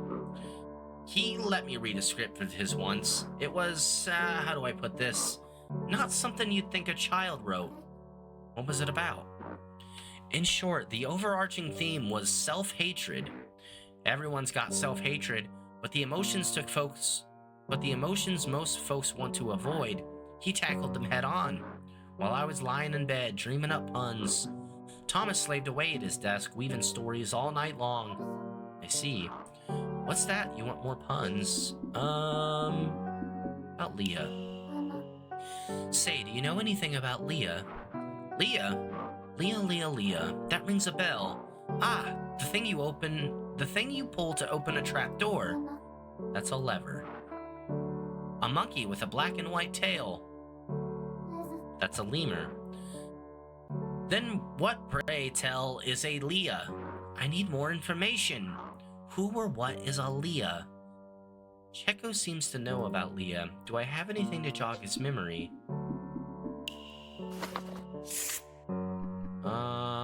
Phone pals. Could I ask about Leah again? I've heard she was Thomas's phone pal. His phone pal? Oh ho! Of course I know her, the blind girl, right? You knew? Yeah, sure I knew. Can't count how many calls I took for him. Pipes like that on one so young. That girl's voice was too pretty for her own good. Too pretty. How are punchlines ever gonna land with that, eh? But with her voice, when I picture her acting in a tragedy like what Thomas's old man wrote, what then? If Lee had performed one of Thomas's old man's script, it would have gone down in history. What's that? You want... Okay. We should stop asking the same thing over and over.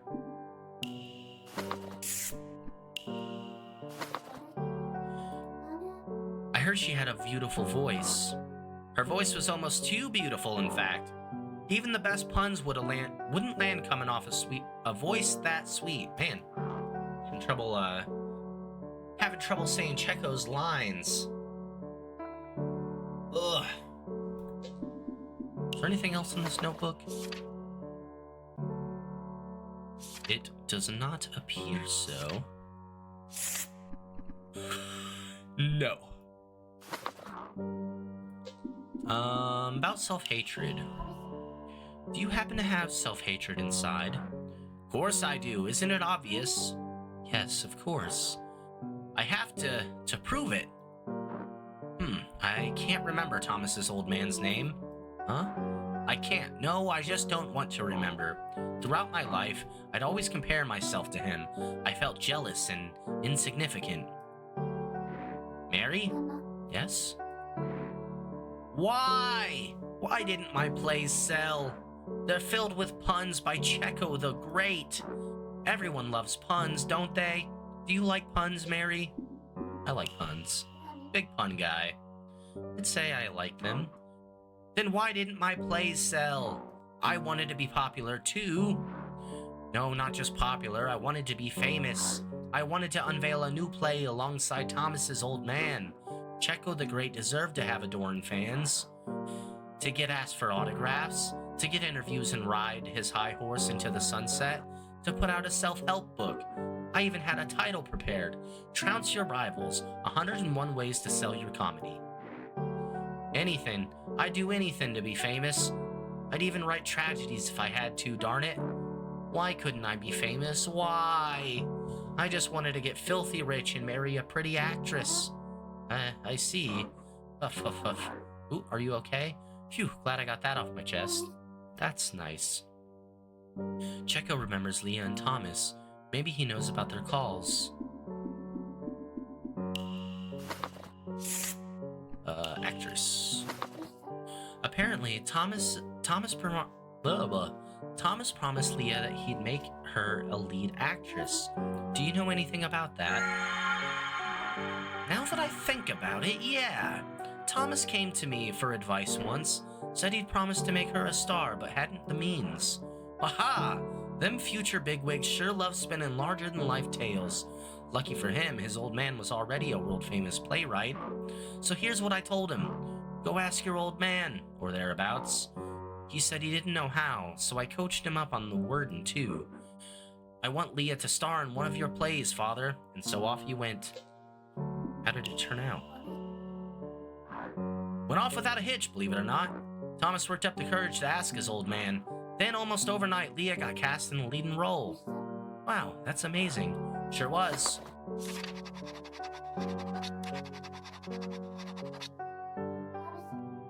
Jot that down. Thomas was over the moon when Leah got the part. But what happened to the script? What do you mean? Oh, it's just, my gut's telling me they butted heads over it. Can't put my finger on it, though. Come to think of it, what happened to the script for Leah's play?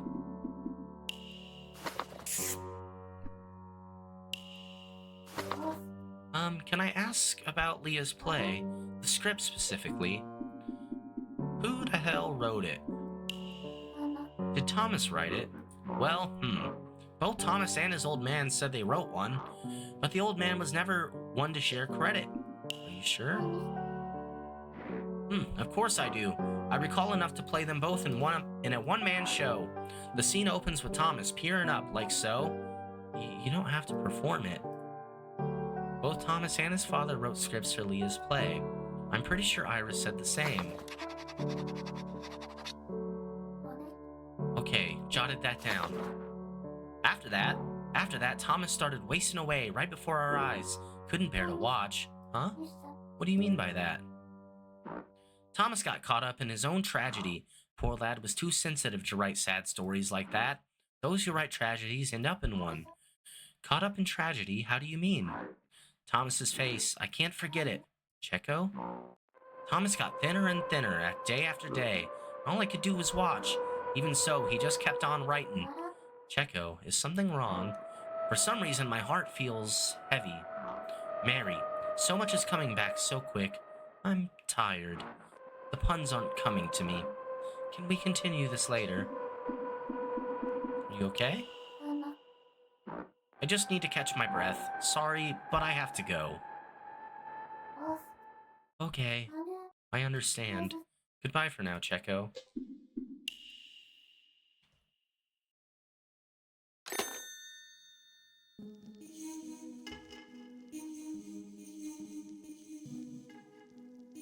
Thomas asked his father to put Leah in the lead role. He said yes, Leah got the part. Everything was going fine.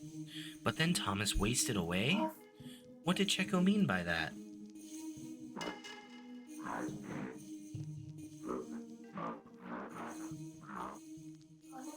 What happened to Thomas? Should I tell him about this? He does want to get his memories back. Oh, what to do?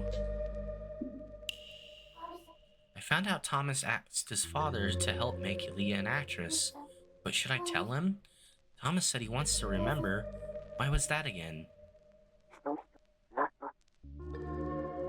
That's right, his unfinished call. Thomas wants to know what I couldn't hear in his unfinished call. The final call of his life.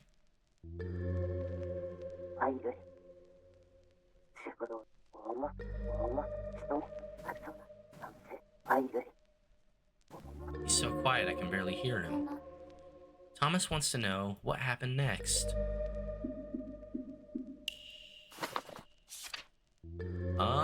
So are we calling Thomas back now? Should we try to call Ira?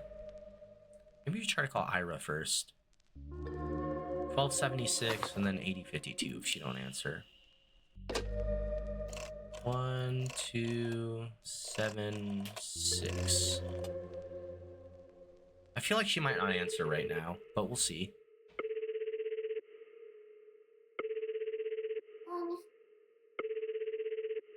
Ira's not picking up. Did she remember something so painful she doesn't want to talk anymore? Okay. And then, is it 8056? I just gotta check real quick. 8052.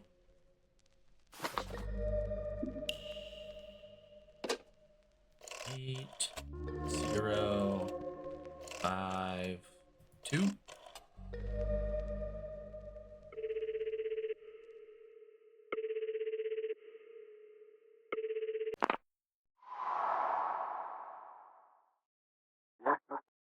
Mary, sorry for losing my mind earlier. Don't worry about it. Yeah, thanks. That break was just what I needed. Glad to hear. I want to get my memories back as soon as possible. I found something new. Do you want to know? You did? Yes, please tell me. I want to remember everything, and fast. Okay. Please, tell me everything, Mary. Why are you so eager? Because I want to know the last part of the call you told me about. My unfinished call, right? Yes, that's right, but that last part when his voice faded out. If I get my memories back, you can tell me what happened then. Leah and I were really close. I considered her my best friend, and I'm sure she felt that way about me too. Best friend. I'm sure if I tried that hard to reach her, she would have answered me. Don't you think? Leah would always answer me, right? I think so. I mean, I ain't talked to Leah one time yet. If the last thing Leah said was really, really important, or even if it was a bad joke, not knowing just, I don't know, hurts. Please tell me everything, Mary. Alright, what do we got? Thomas asked his father to give Leah the starring role. Thomas, you asked your father for a favor. You wanted him to make a play starring Leah. What? I asked father for a favor? Yes, you did. For Leah's sake, from the bottom of your heart. Do you remember? Oh yeah, father, he was always so busy. I hardly ever saw him, but I called him up and asked, Mary, what happened after that? I know I'm getting close.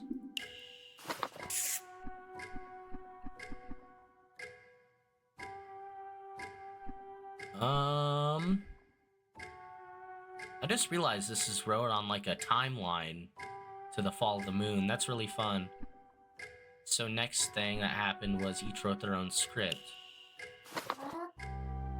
Apparently, you and your father each wrote your own scripts for Leah. Huh? But writing scripts was father's job. Me write? What good would that do? Hey, don't say that. But it's true. Compared to father's, mine were worthless.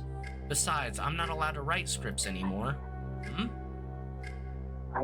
Wait, why would father write a script for Leah in the first place? Mary, do you know?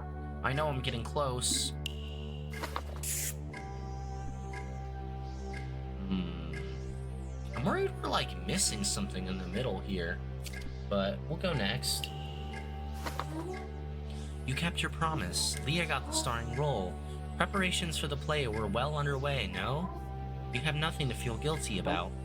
I kept my promise. Yes, you promised to make Leah an actress, and that's what you did. No, you're wrong. Huh? But didn't she get the part? Not that. The whole play. The play was never performed. I broke my promise. Only because the moon fell. That's not your fault, Thomas. No, you're wrong, Mary. That's not it. I broke my promise. I ruined Leah's dreams. How could I forget? Leah, I have to call her. It should go through. Today's the day, Leah. We can finally talk again. Leah, say something. I know you're there. Leah! Thomas? Thomas, what's wrong? Thomas? It's no use. The line's dead. I feel like we're missing, like, one more key thing. Did Thomas get some of his memories back? He seemed really upset. I hope he's okay. Who do we think this is? This might be Ira, huh? Or it could be Leah?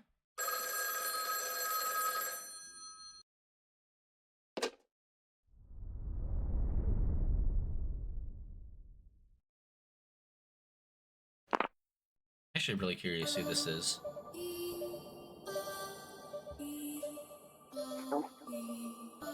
Good news, Leah. You're gonna be an actress. Father wants to create a new play with you as the lead. He truly believes in your talent. He said you're gonna be famous one day, so he wants you to come visit. Don't worry, you'll be in good hands. Father's writing the script himself. He'll make you shine like a star. Father and I will be waiting for you at the theater.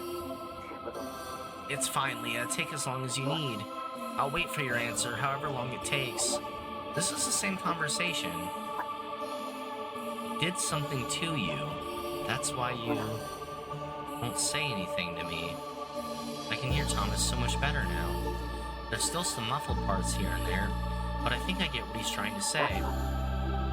You're still mad at me, aren't you?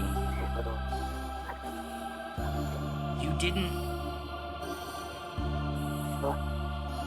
I know, so you'll never pick up again. Even though I know I'll never get through to you. I can't help it. I still keep trying to call. I keep talking into the silent phone over and over again. She'll never pick up again.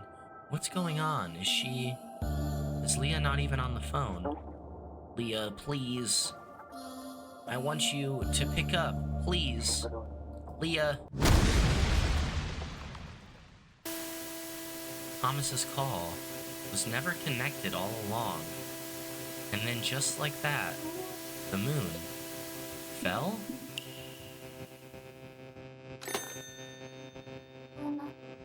What was that all about? It wasn't that Leah refused to say anything. She never picked up at all? Intriguing! Quite the plot twist, no? To think that Thomas's unfinished call never connected in the first place. Hamlet. Was he just talking to himself the whole time? Indeed, a tragic monologue, one might call it. Does that even count as an unfinished call? It does, so long as the desire to connect remains. The desire to connect. I should jot this down.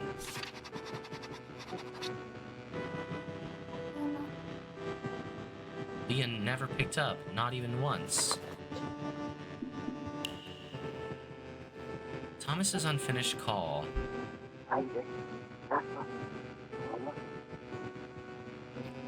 Never got through to Leah.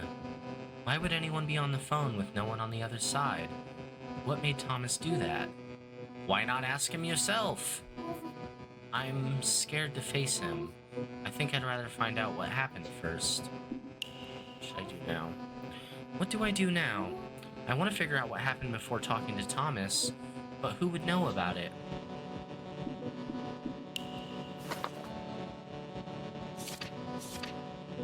Maybe we could try one of these numbers again? Let's try to talk to Kat.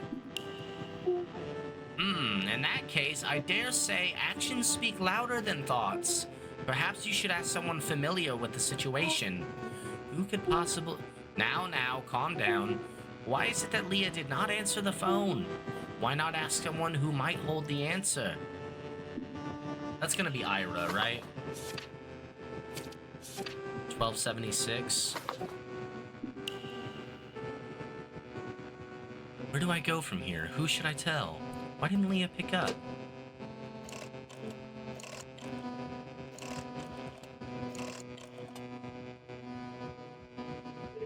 Ira's gotta answer this time, dude.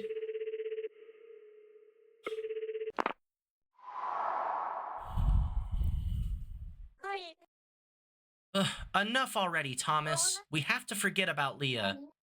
What? It's Mary. Ira, it's me, Mary.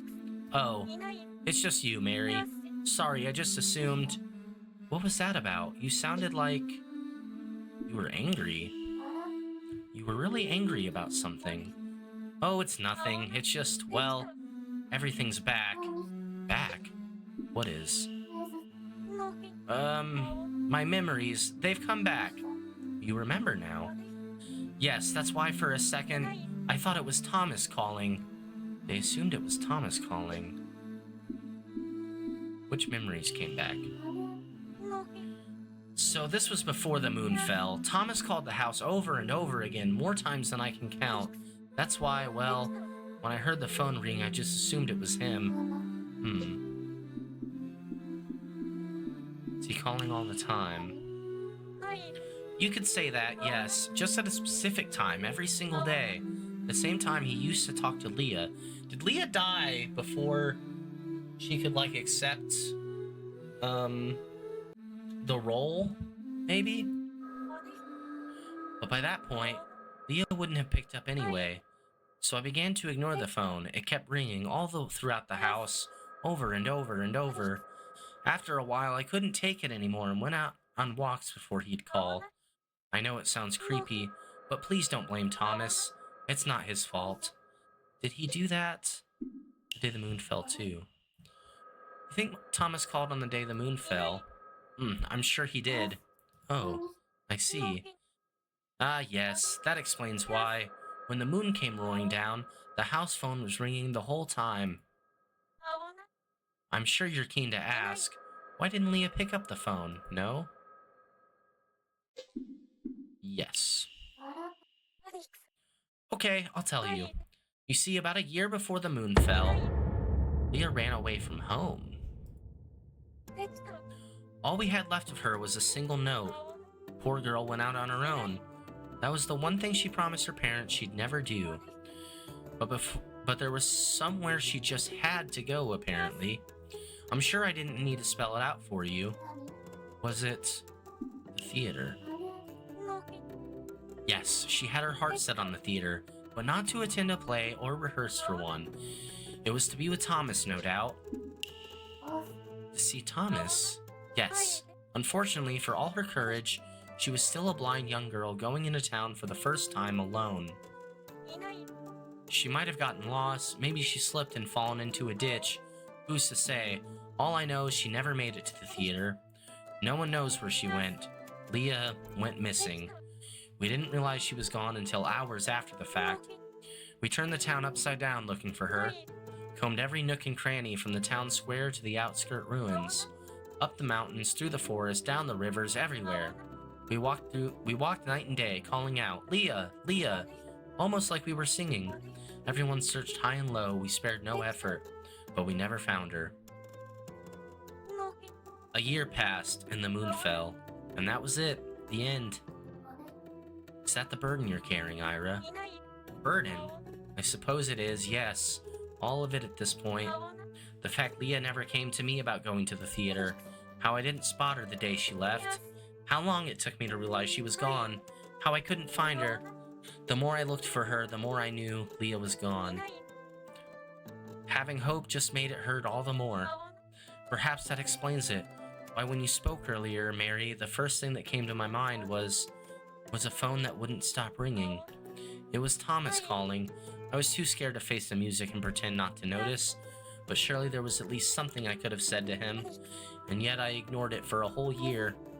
Ira, sorry for bringing all this up. I'm not sure if I can find the right words, but I'll tell Thomas for you. But don't worry, it'll be okay, I think. Really? Then I leave it in your hands, Mary. Okay.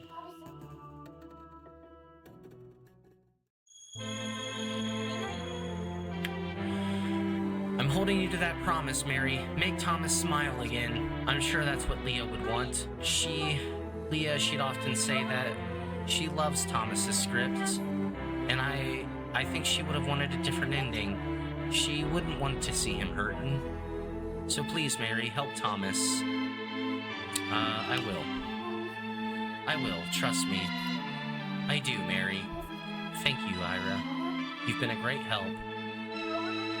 I should be the one thanking you. I'm really glad you listened.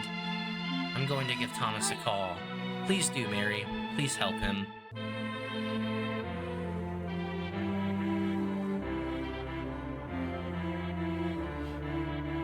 Oh, that's so sad, dude. Thomas is gonna be distraught. I had no idea Leah went missing before the moon fell. Thomas's unfinished call never went through because Leah was already gone. That doesn't really explain, like, not being able to hear Thomas's full phone call, though. Thanks to Ira, I'm starting to see the full picture now. I'd better call Thomas to make sure her wish comes true. I still can't believe, Hamlet, he ditched me again. That's normal now, isn't it? No point worrying each and every time. I didn't even notice. I think this is Thomas? I actually don't know who this might be. Checo again, perhaps? Just Thomas? Oh, it's Checo. Hello, Mary. Oh, hello, Checo.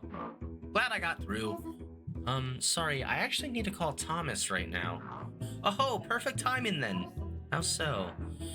I got a teensy little favor to ask. Mind lending an ear? Listen. Okay, I'll listen. Great, much obliged, Mary. So, what is it? Ahem. It's about Thomas, actually. You see, Mary, I hold Thomas in high esteem. You mean you respect him? Very much so. Especially as a playwright. You couldn't find a harder worker. His pen never stopped, come rain or shine. Didn't matter who was watching. Even if a living legend rejected his work, even if he was shown the canyons separating them. No matter how hopeless things got, Thomas's pen kept moving. Unlike yours truly. Checo, I told you about Thomas's old man, didn't I? You did. He was a world-famous playwright. World-famous indeed. That man's plays were perfect in every way. So he demanded perfection out of his own work. Undoubtedly so of those around him. Oh, doubly. Even as a young lad, I hated being compared to him. Hated watching his plays too. The gap between us was just too painfully obvious. Obvious and overwhelming. I was an act compared to him. What's the point of putting pen to paper if the result's not perfect? I recall thinking to myself, never been able to finish writing a play since... Even when a surefire pun came to me, even my pen was in hand. The next part never came. I'd write, erase again, till the point I'd long forgotten what I wanted to write in the first place. After a while, it just became too exhausting. Got too tired to create much of anything. But not Thomas, no. Even with his old man's blinding talent shoved at his face, despite living and breathing in his shadow, his spirit never broke. He kept writing no matter what. It was awe-inspiring. He was still just a lad. I see. But then something did break him. Poor lad was suffering. His haggard face is carved into my memory. Won't go away either. He was in rough shape, to say the least. Fallen to pieces, cheeks always wet with tears. Checo, have your memories... My memories? Ha! Couldn't care less at this point. There are still more holes than I'd prefer. Can't even tell if Thomas's haggard face was real or just a figment of my imagination. But the lad was hurting, that much I know. The way things are, I don't think I'd pass on even if I died. Checo. Could you find a way to help the lad, Mary? If anyone needs a helping hand, it's him. Okay. Don't worry. Don't worry, I'll help Thomas. Really? You will? Thank you, and sorry. You've got enough on your plate as is. Now the puns might start flowing again. About time I picked myself up by the bootstraps. Lines from Thomas's play came back to me, as it were. What lines? Dreams only end when they come true. Such a beautiful line. Perfect for Leah, too. How I wish that just once I got to see them take the stage together. Mine, too. My dreams won't end until I see it through. Checo.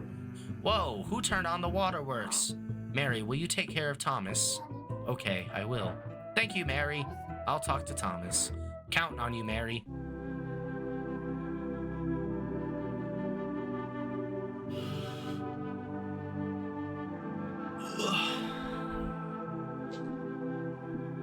Put down the phone. Checo was worried sick. Thomas must mean a lot to him.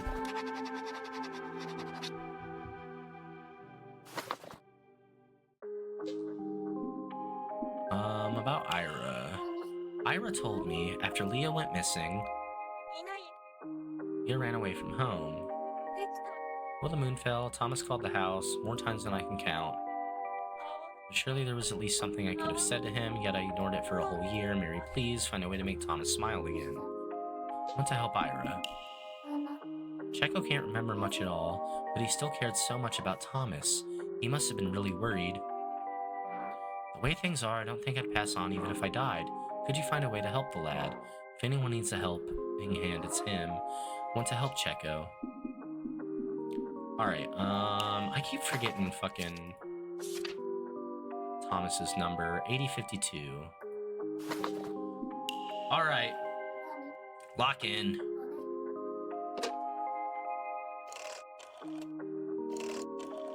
Time to help old Thomas.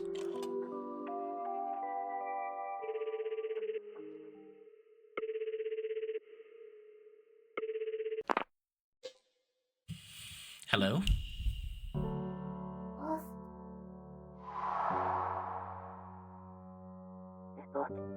Mary, did you find anything? I know what you're so desperate to find out. I heard every word of the final call of your life. We did? Did I miss something? Leah. I knew you wouldn't pick up, but I still keep trying to reach you. The day the moon fell, you called Leah's house, but she didn't answer. The phone kept ringing, you kept talking to Leah, but she never picked up. I already remember that. I wanted to talk to Leah, but for some reason, she refused to answer me. What I can't remember is why. I found that out too. You did? Tell me, please. Was it my fault? Did I do something wrong? I just don't know if I should tell you. Tell me, please, you have to. If you don't know, I can't pass on. Please, Mary, tell me. Did something happen to Leah? Why did she stop answering my calls? Well, why would Leah stop answering Thomas's calls? Say the reason. Thomas, truth is, Leah ran away from home and went missing. You called her house every day in hopes she'd come back. She never answered. The phone kept ringing, but you kept talking to her. In the end, she never once came back, and the moon fell. That's what you forgot. What? Leah never picked up. I was talking to myself the whole time? She ran away from home, and I knew? Did she run away because of me? No, that can't be right. Because if what you're saying is true, and Leah ran away because of me, who am I?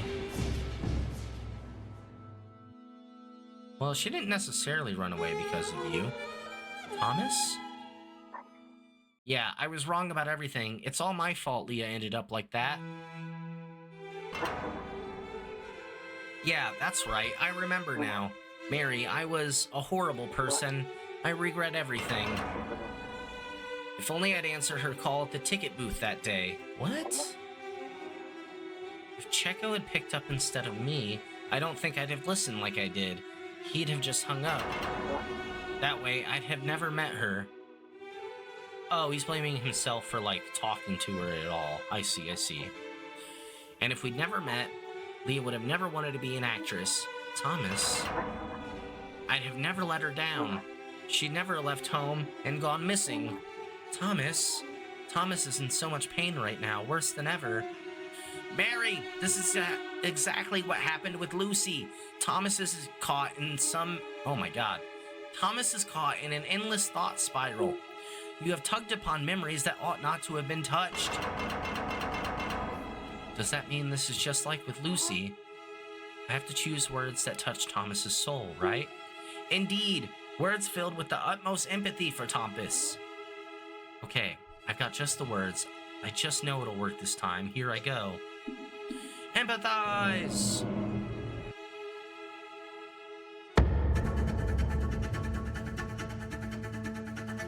What I have to do is choose the words that'll touch Thomas's soul and break the cycle. Otherwise, he'll be trapped in this negative spiral forever. I have to choose the right ones. Thomas, can you still hear me? I want to accept you. Thomas, I want to understand who you are. Me, why bother? Leah's all that matters. What I have to do is... Oh, is that already the wrong choice? Save Thomas and Leah. I want to save both you and Leah. Mary, you're really thinking about Leah too, not just me? Really? I don't know how I feel about, like, if you choose a wrong answer, you just go, you just get to redo it. Like, it doesn't feel like there's much weight in the decisions I make, right?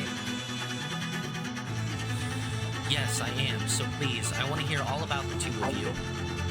But I couldn't do anything for her. I don't think that's true. After all, without you, Leah would have never learned. How wonderful the outside world is. Thomas, you taught Leah how wonderful the outside world is. The outside world is wonderful. Of course, it has theaters, where anyone can become anything they dream of. I promised her we would build a stage together. She had so much talent, and her voice... Huh? I can't remember. Why can't I? My head. I can't remember her voice. Thomas, please calm down. Someone's yelling at me. Their voice is ringing in my ears. I'm scared. Help me. It's alright, Thomas. You haven't forgotten. You told me yourself, right? About Leah's voice? An angelic voice. Oh yeah, I never heard such a heavenly voice like hers before. I couldn't believe it the first time. Right, the first time, but we never actually met. Oh yeah, now I remember. Her parents wouldn't let her go outside. But if that's true, then how did Leah and I get to know each other? I can't remember at all. Thomas, you're the one who told me about the day you and Leah first connected.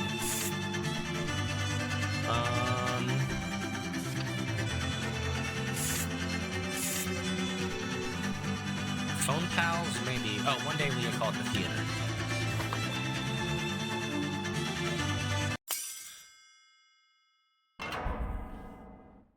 Alright, broke through one. Oh yeah, I remember now. There was a call from Leah. On that day, I answered a call at the theater's ticket booth. I was cleaning inside when the phone on the wall started ringing. I figured it was just a customer wanting tickets, so I picked up without thinking much of it.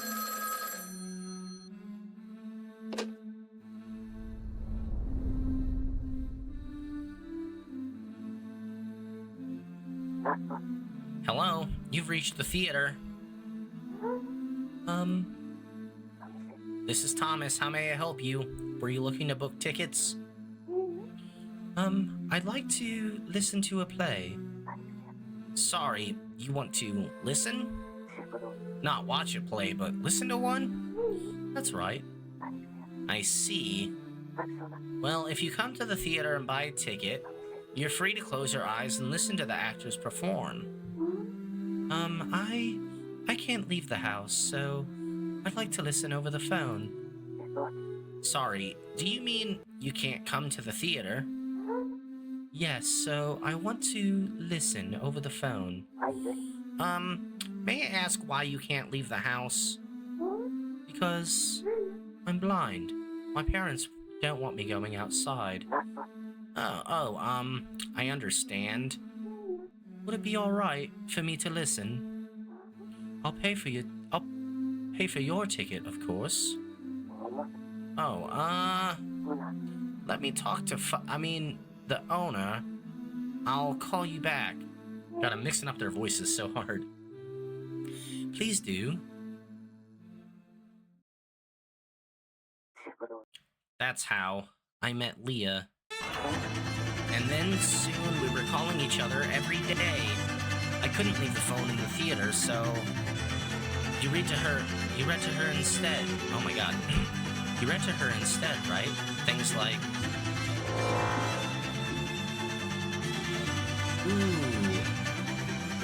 It started with her father's scripts, right? Or his father's scripts, rather. You read your father's scripts to Leah over the phone. Yeah, my father's work left a deep impression on her. She admired him from the bottom of her heart. Because of that, she started falling down the rabbit hole. She fell in love with theater until her heart was set on it. Her heart was set on becoming an actress. That's right, she said so every time we talked. Even over the phone, I could tell her voice was so pretty, like an angel's. You must have thought you'd make her an actress no matter what. Yeah, one chance, just one chance to prove herself, and the crowd would have adored her. I know it. And so, to turn Leah into an actress, what Thomas did to make Leah an actress was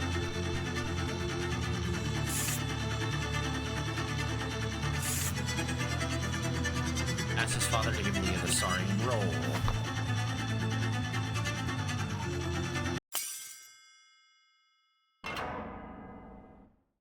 Nice. I had to beg my father for help to make her an actress. Wait, I think I remember that now. Hello, Father? Sorry, I know you're busy with work, but there's something I need to ask. And you're never at home, so this was the only way I could reach you. Sorry, I wanted to ask, I have a friend Leah, she's blind, but could you help her become an actress? She has a really incredible voice. What? Really? You know about Leah? Did you answer one of her calls when I wasn't around? I had no idea. Turned out that Father knew about Leah. He happened to pick up one of the times Leah called the theater, and even over the phone, her voice astounded him. Thomas, an angel, called. He was talking about Leah's voice. And then Father... What? You've already started writing a play for her? Wow, Leah will never believe this. You hear what I hear in her voice, too. Thank you, Father. I'm so happy right now. Father, if you don't mind, may I ask one more favor? It's about, the script for Leah's play. Father noticed Leah's talent without me pointing to it. So then, why? Why didn't Leah become an actress? Ah! Of course, it was me. It was my fault.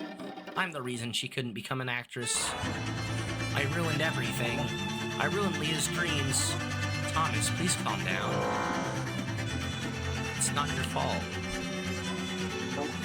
What do you know, Mary? You don't know anything.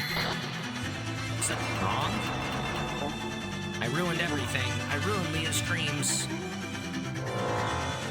Ruined her dreams? What happened exactly? Mary, I want to tell you, but it's so hard to get the words out.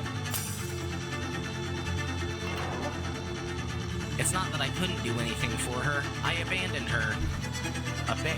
You'd never do that. After all, you...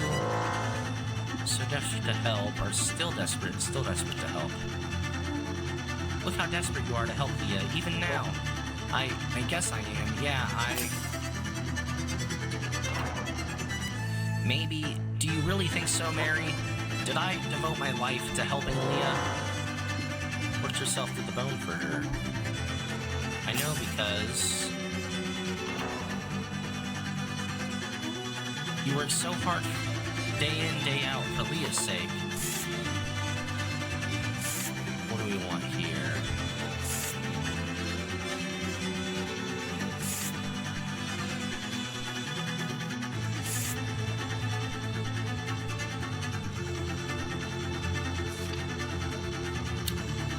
I think this is gonna be...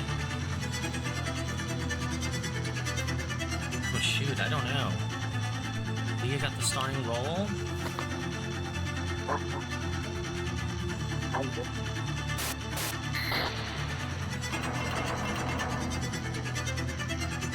Thomas pushed himself every day for Leah's sake.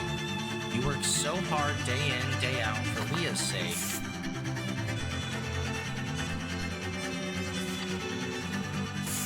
Worked himself day in, day out.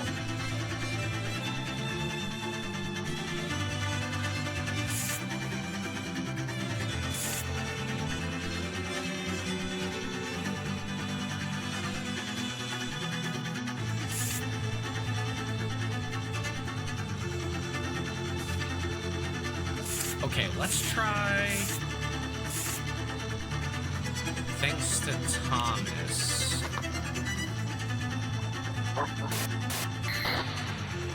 Dude, why is this last one so hard?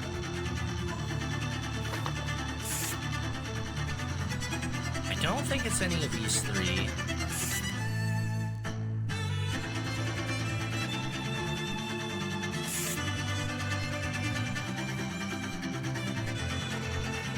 I feel like it's not missing yet.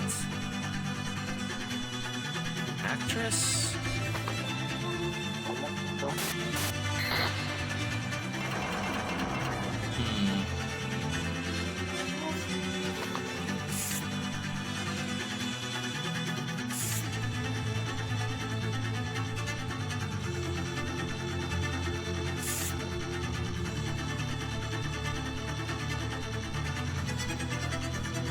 Thomas write a script, maybe? Okay, that was it. Thomas, you wrote your own script with Leah in the Leah role, didn't you? I wrote one too. For her. For Leah? But Father, sorry for calling again. I know you're busy. About what I asked the other day, just wondering how it turned out. Yes, for Leah, yes. Are you still going ahead with her play? You already finished the script. It's only been... Wow, you're good at writing, Father. And what about mine? You said you think about using it, remember? Yes, you said so, Father. You promised to read my script. So, did you? If it's good enough, would you use it? After Leah's play? Oh, so mine won't work. Yes, you're right, Father. I know I don't have any talent, but I'm trying my best. I rewrote it over and over so many times. What? Father, please don't say that. I'll keep trying as many times as it takes. Please, Father. I want to be part of this too, not just Leah. Please don't hang up on me. Damn. Thomas's dad sucks, bro. Did we do it?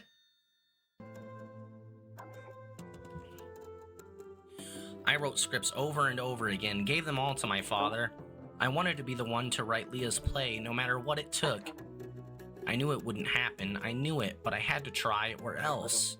Leah wouldn't soar to new heights, further and further away from me. Oh, would soar. My lack of talent tore me up inside. I was so desperate to keep up. I had to, or else I'd get left behind. Wait, Leah! At this rate, I'll be the only one left down here.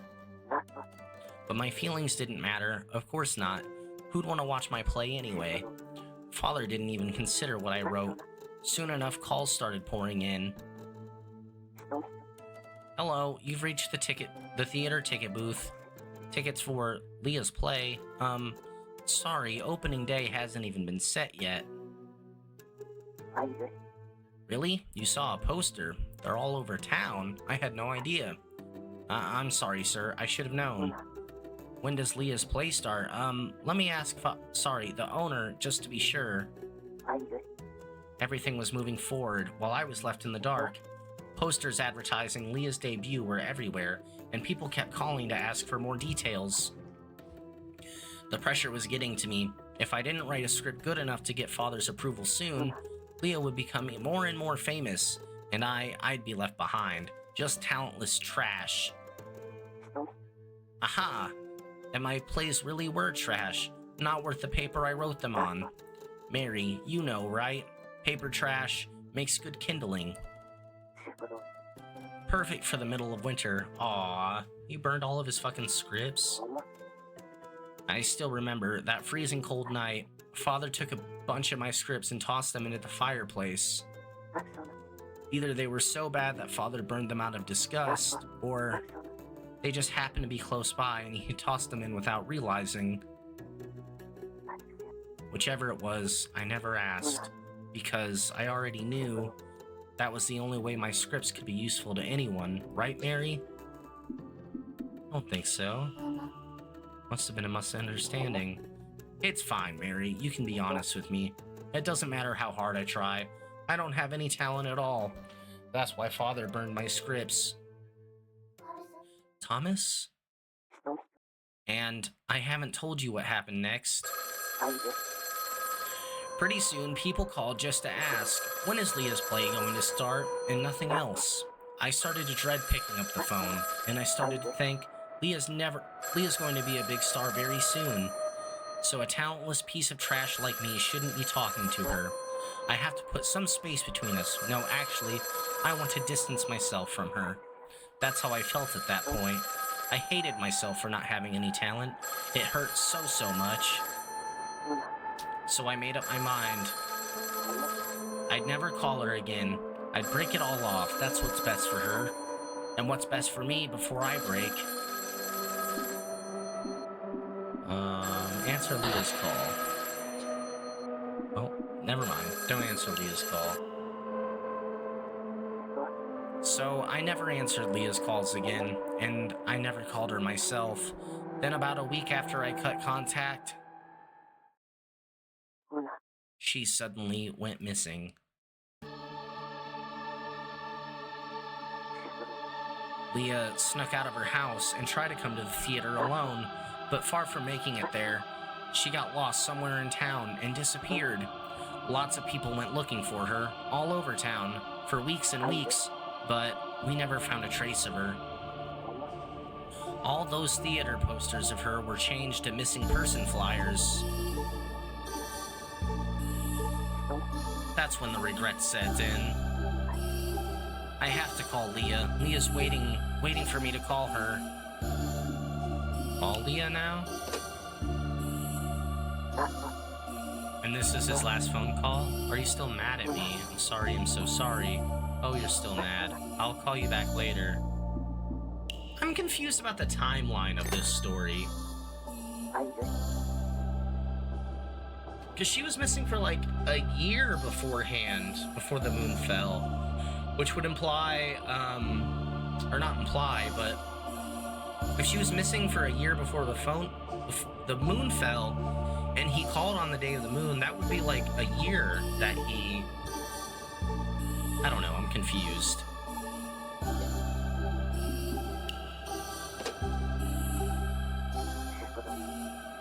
Leah, it's me. Where are you right now? Is some nice person in town taking care of you? I sure hope so. If so, one word, just one word is fine. Would you please pick up and answer me?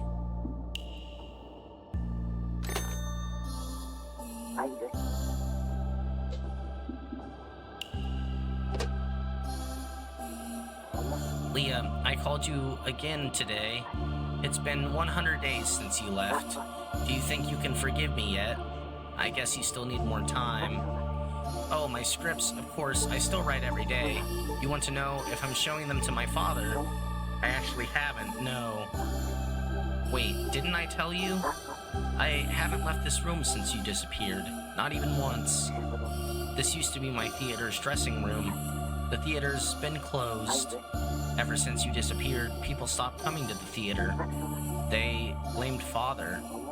Everyone's saying all sorts of things, like he was using you since you're blind, that he saw you as a way to make even more money, that he pushed you too hard during rehearsals. And when you snapped under the pressure, you ran away and died. That's what they think. Yeah, now it's my turn to be the world-famous playwright in his place. Yeah, that's why I'm writing scripts every day. Yep, you're the star, of course. I'm trying my best for you. So please forgive me. Please pick up the phone, Leah.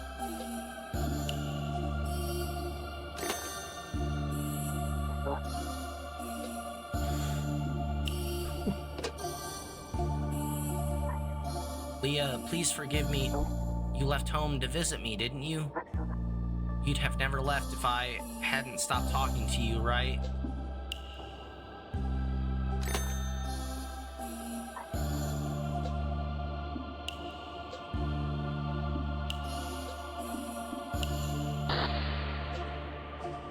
Ooh. This is ominous. Thomas's feelings, I think I understand him. Felt the same way at one point.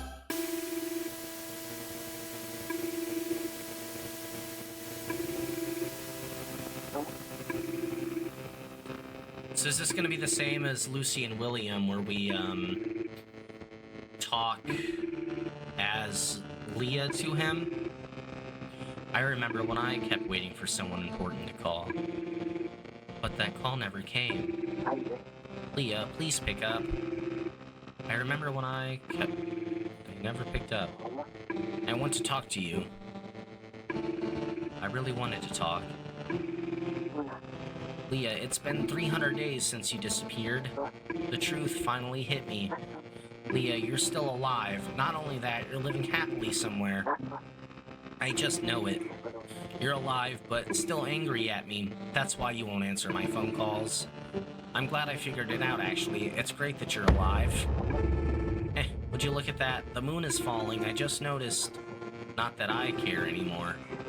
The moon can fall, the world can end, but at the very least, I want you to live. I want you to be there, even if you're too angry to answer me. I want you to keep living. What should I do now? For Thomas and for myself. I don't know, man. Like, I feel like the right answer is... I feel like the game's right answer is Leah. But it feels weird to do that. Like, speak as and for somebody else. But... I don't know. I'm gonna go with the option that I think is right. I don't think it's gonna work.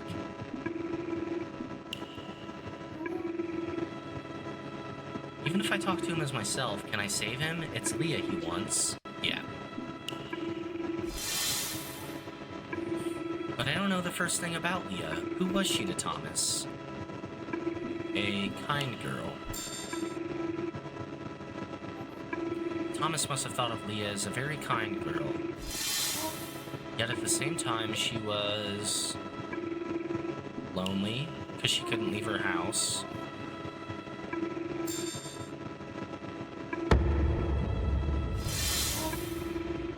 We're the same. I'm just like Leah.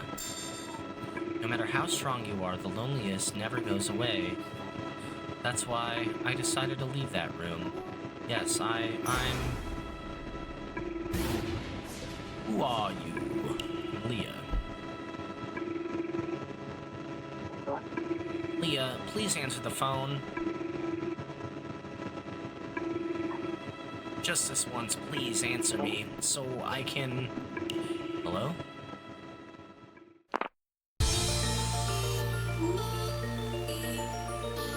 Hello? How have you been? Huh? I'm not hearing things, am I? It's me, Leah. Oh gee, have you forgotten my voice? I know you've been calling me every day, Thomas. What? Leah? Is it really you? Leah, it really is you. Of course it's me. Leah! You're not crying on me, are you? Oh, come now, I answered the phone. You should be happy, not bursting into tears. Thomas, what were you about to say just now?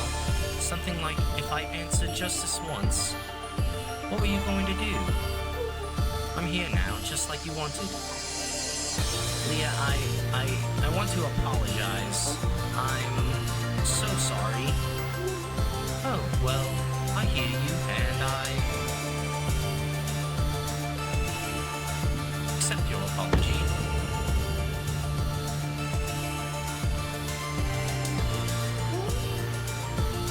I know you've been hurting too. Thank you, Leah. Since you've apologized and everything, could you do me a favor? Like what? I want you to put me on stage with one of your scripts. On stage? But there aren't any. I mean, the world ended, so... What are you saying, silly? Stages are wherever you want them to be. The biggest one is in our hearts.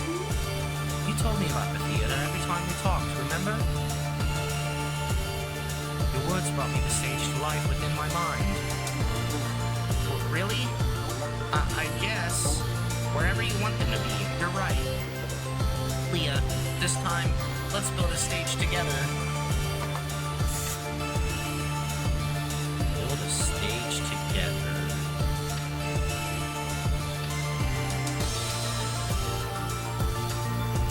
I guess it's just the first things.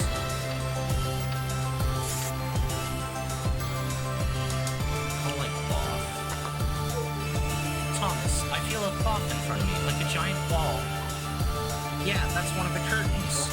It's always so exciting when the curtains open. It's like opening the door to a brand new world. I'd always be on the edge of my seat, waiting for that one magical moment. Thomas, I see many suns shining in the dark. Oh, I know. Those are the spotlights. Huge lights shining down on us from the ceiling. They make me feel like a star. Thomas, I hear a sound like ice falling. Yes, that's the audience's applause. I can hear the applause echoing throughout. Endless applause ringing out from every corner of the theater. See, we made our own stage. Yeah, we're on stage right now. Say, Thomas, I want to perform your play right here. Of course, let's do it right now. What's the title? It's a little embarrassing. At first I went with self-hatred, but then I changed it to what? In the end I settled on Ode to the Girl Who Saved Me. And who is this girl? Who? She's the only person in the audience for our play, Leah. She's the one who saved us both. I wouldn't be here without her. I want to thank her from the bottom of my heart. You see, she's had a hard life too. I really hope she gets saved too. What? Well, let's rehearse a bit backstage, Leah. Wait. Goodbye, Mary. Wait. Wait, Thomas! Where are you going? Thomas? Thomas? Please don't go. Why are you leaving me behind? Don't leave me here all alone. Take me with you. I'm your friend.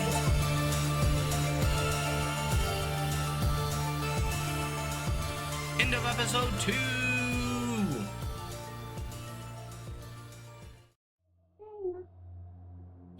Thomas?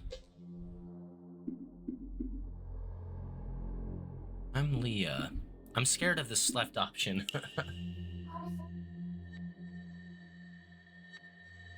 I'm Leah, aren't I? Am I not? I'm blank, I guess. Leah...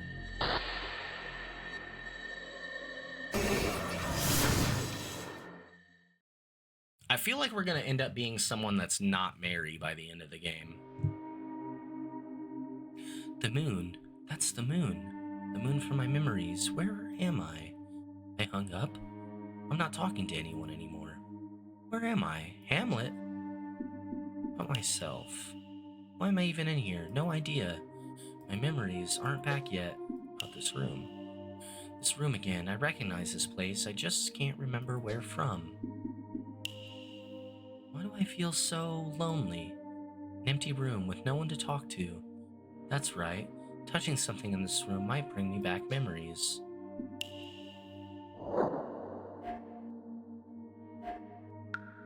There's something on the desk. It's a diary? Feels almost familiar to the touch. Should I look inside? Let's look around more. I can't click on anything else.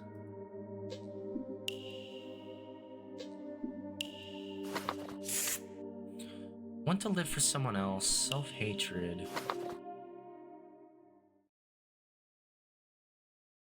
Self-hatred? Who wrote this?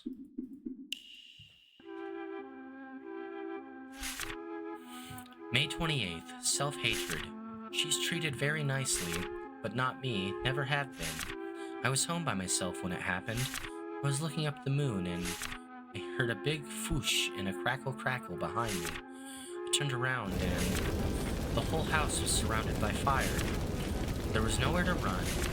I was all alone. I cried and I cried. Whose diary is this? There's more on the next page. Am I going to burn to ashes right here? I want to run away, but I can't. Save me, Daddy, I yelled, and suddenly...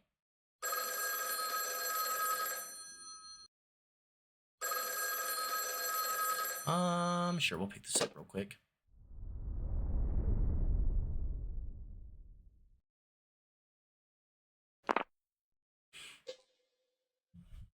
Hello? Who the fuck is that? Who's there? Thought I told you never to call me again. Who is this person? Help, the house is on fire. What? My house is on fire. Then don't just sit there. Get out on your own. I can't. Please come save me. Please, save me.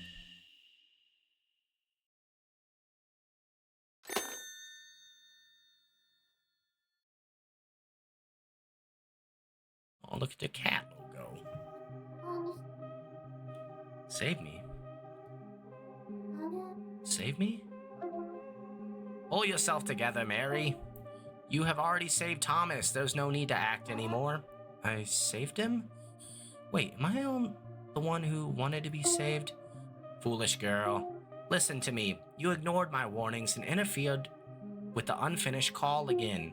Granted, you did save Thomas in the end, but even so, the end does not justify the means. I saved him, but I wasn't... Who did I save? Was I saved by someone? My word, Mary, you saved Thomas, at great risk to yourself, I might add. I saved Thomas. Indeed, Mary. Now you have saved both Lucy and Thomas. I'd label how you handled their unfinished calls a breach of protocol personally. However, I cannot refute results. You have saved them beyond all measures of doubt. Perhaps you could continue this string of successes with the next spirit. Of course, preferably, I trust you are up to the task, no? Okay.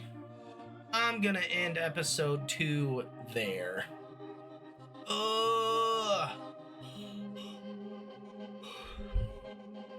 So now we've saved Thomas, and we've saved... Oh, Gord. Lucy? That is her name, right? Lucy? Yeah, so I am liking the story, like I said at the end of last episode. I'm really liking the story.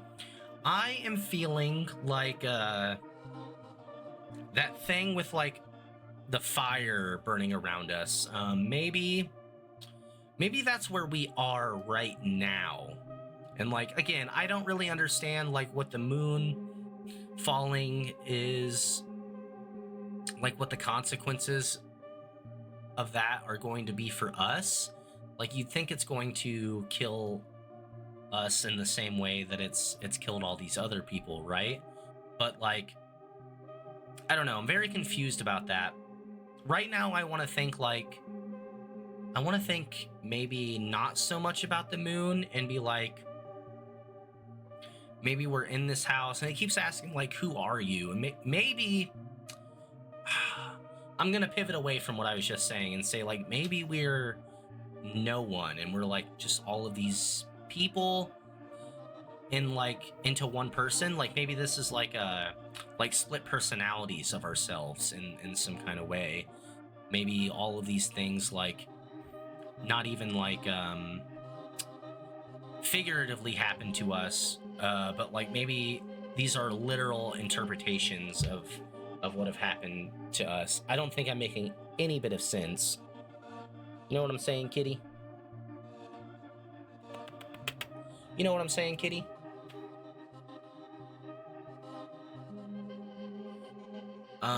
I guess what I mean to say is that I'm very interested in what all of this stuff means for Mary, or whoever Mary actually is. The stories of the other animals and stuff too. That's the thing too, is like, we're the only human so far, and like, what does that mean? Does that mean anything important, I guess? Also, I'm thinking, I don't know, do we think that like episode 3 is the last episode? I looked it up before and it said that the game only took about 9 hours to complete, and these have been like 3-hour episodes, so I'm guessing that there's only one more. But I don't understand how we get through one more whole person story, which is what I think Hamlet is saying is about to happen, and then also get through the story of ourselves. So like, maybe it's a shorter story? I don't know. But I'm interested to find out. I will probably be live again tomorrow. Do my outro real quick. But yeah, that is going to be all for episode 2. If there were any choices that you would have made differently, I would love to know which ones and why. And hope to see you back for episode 3.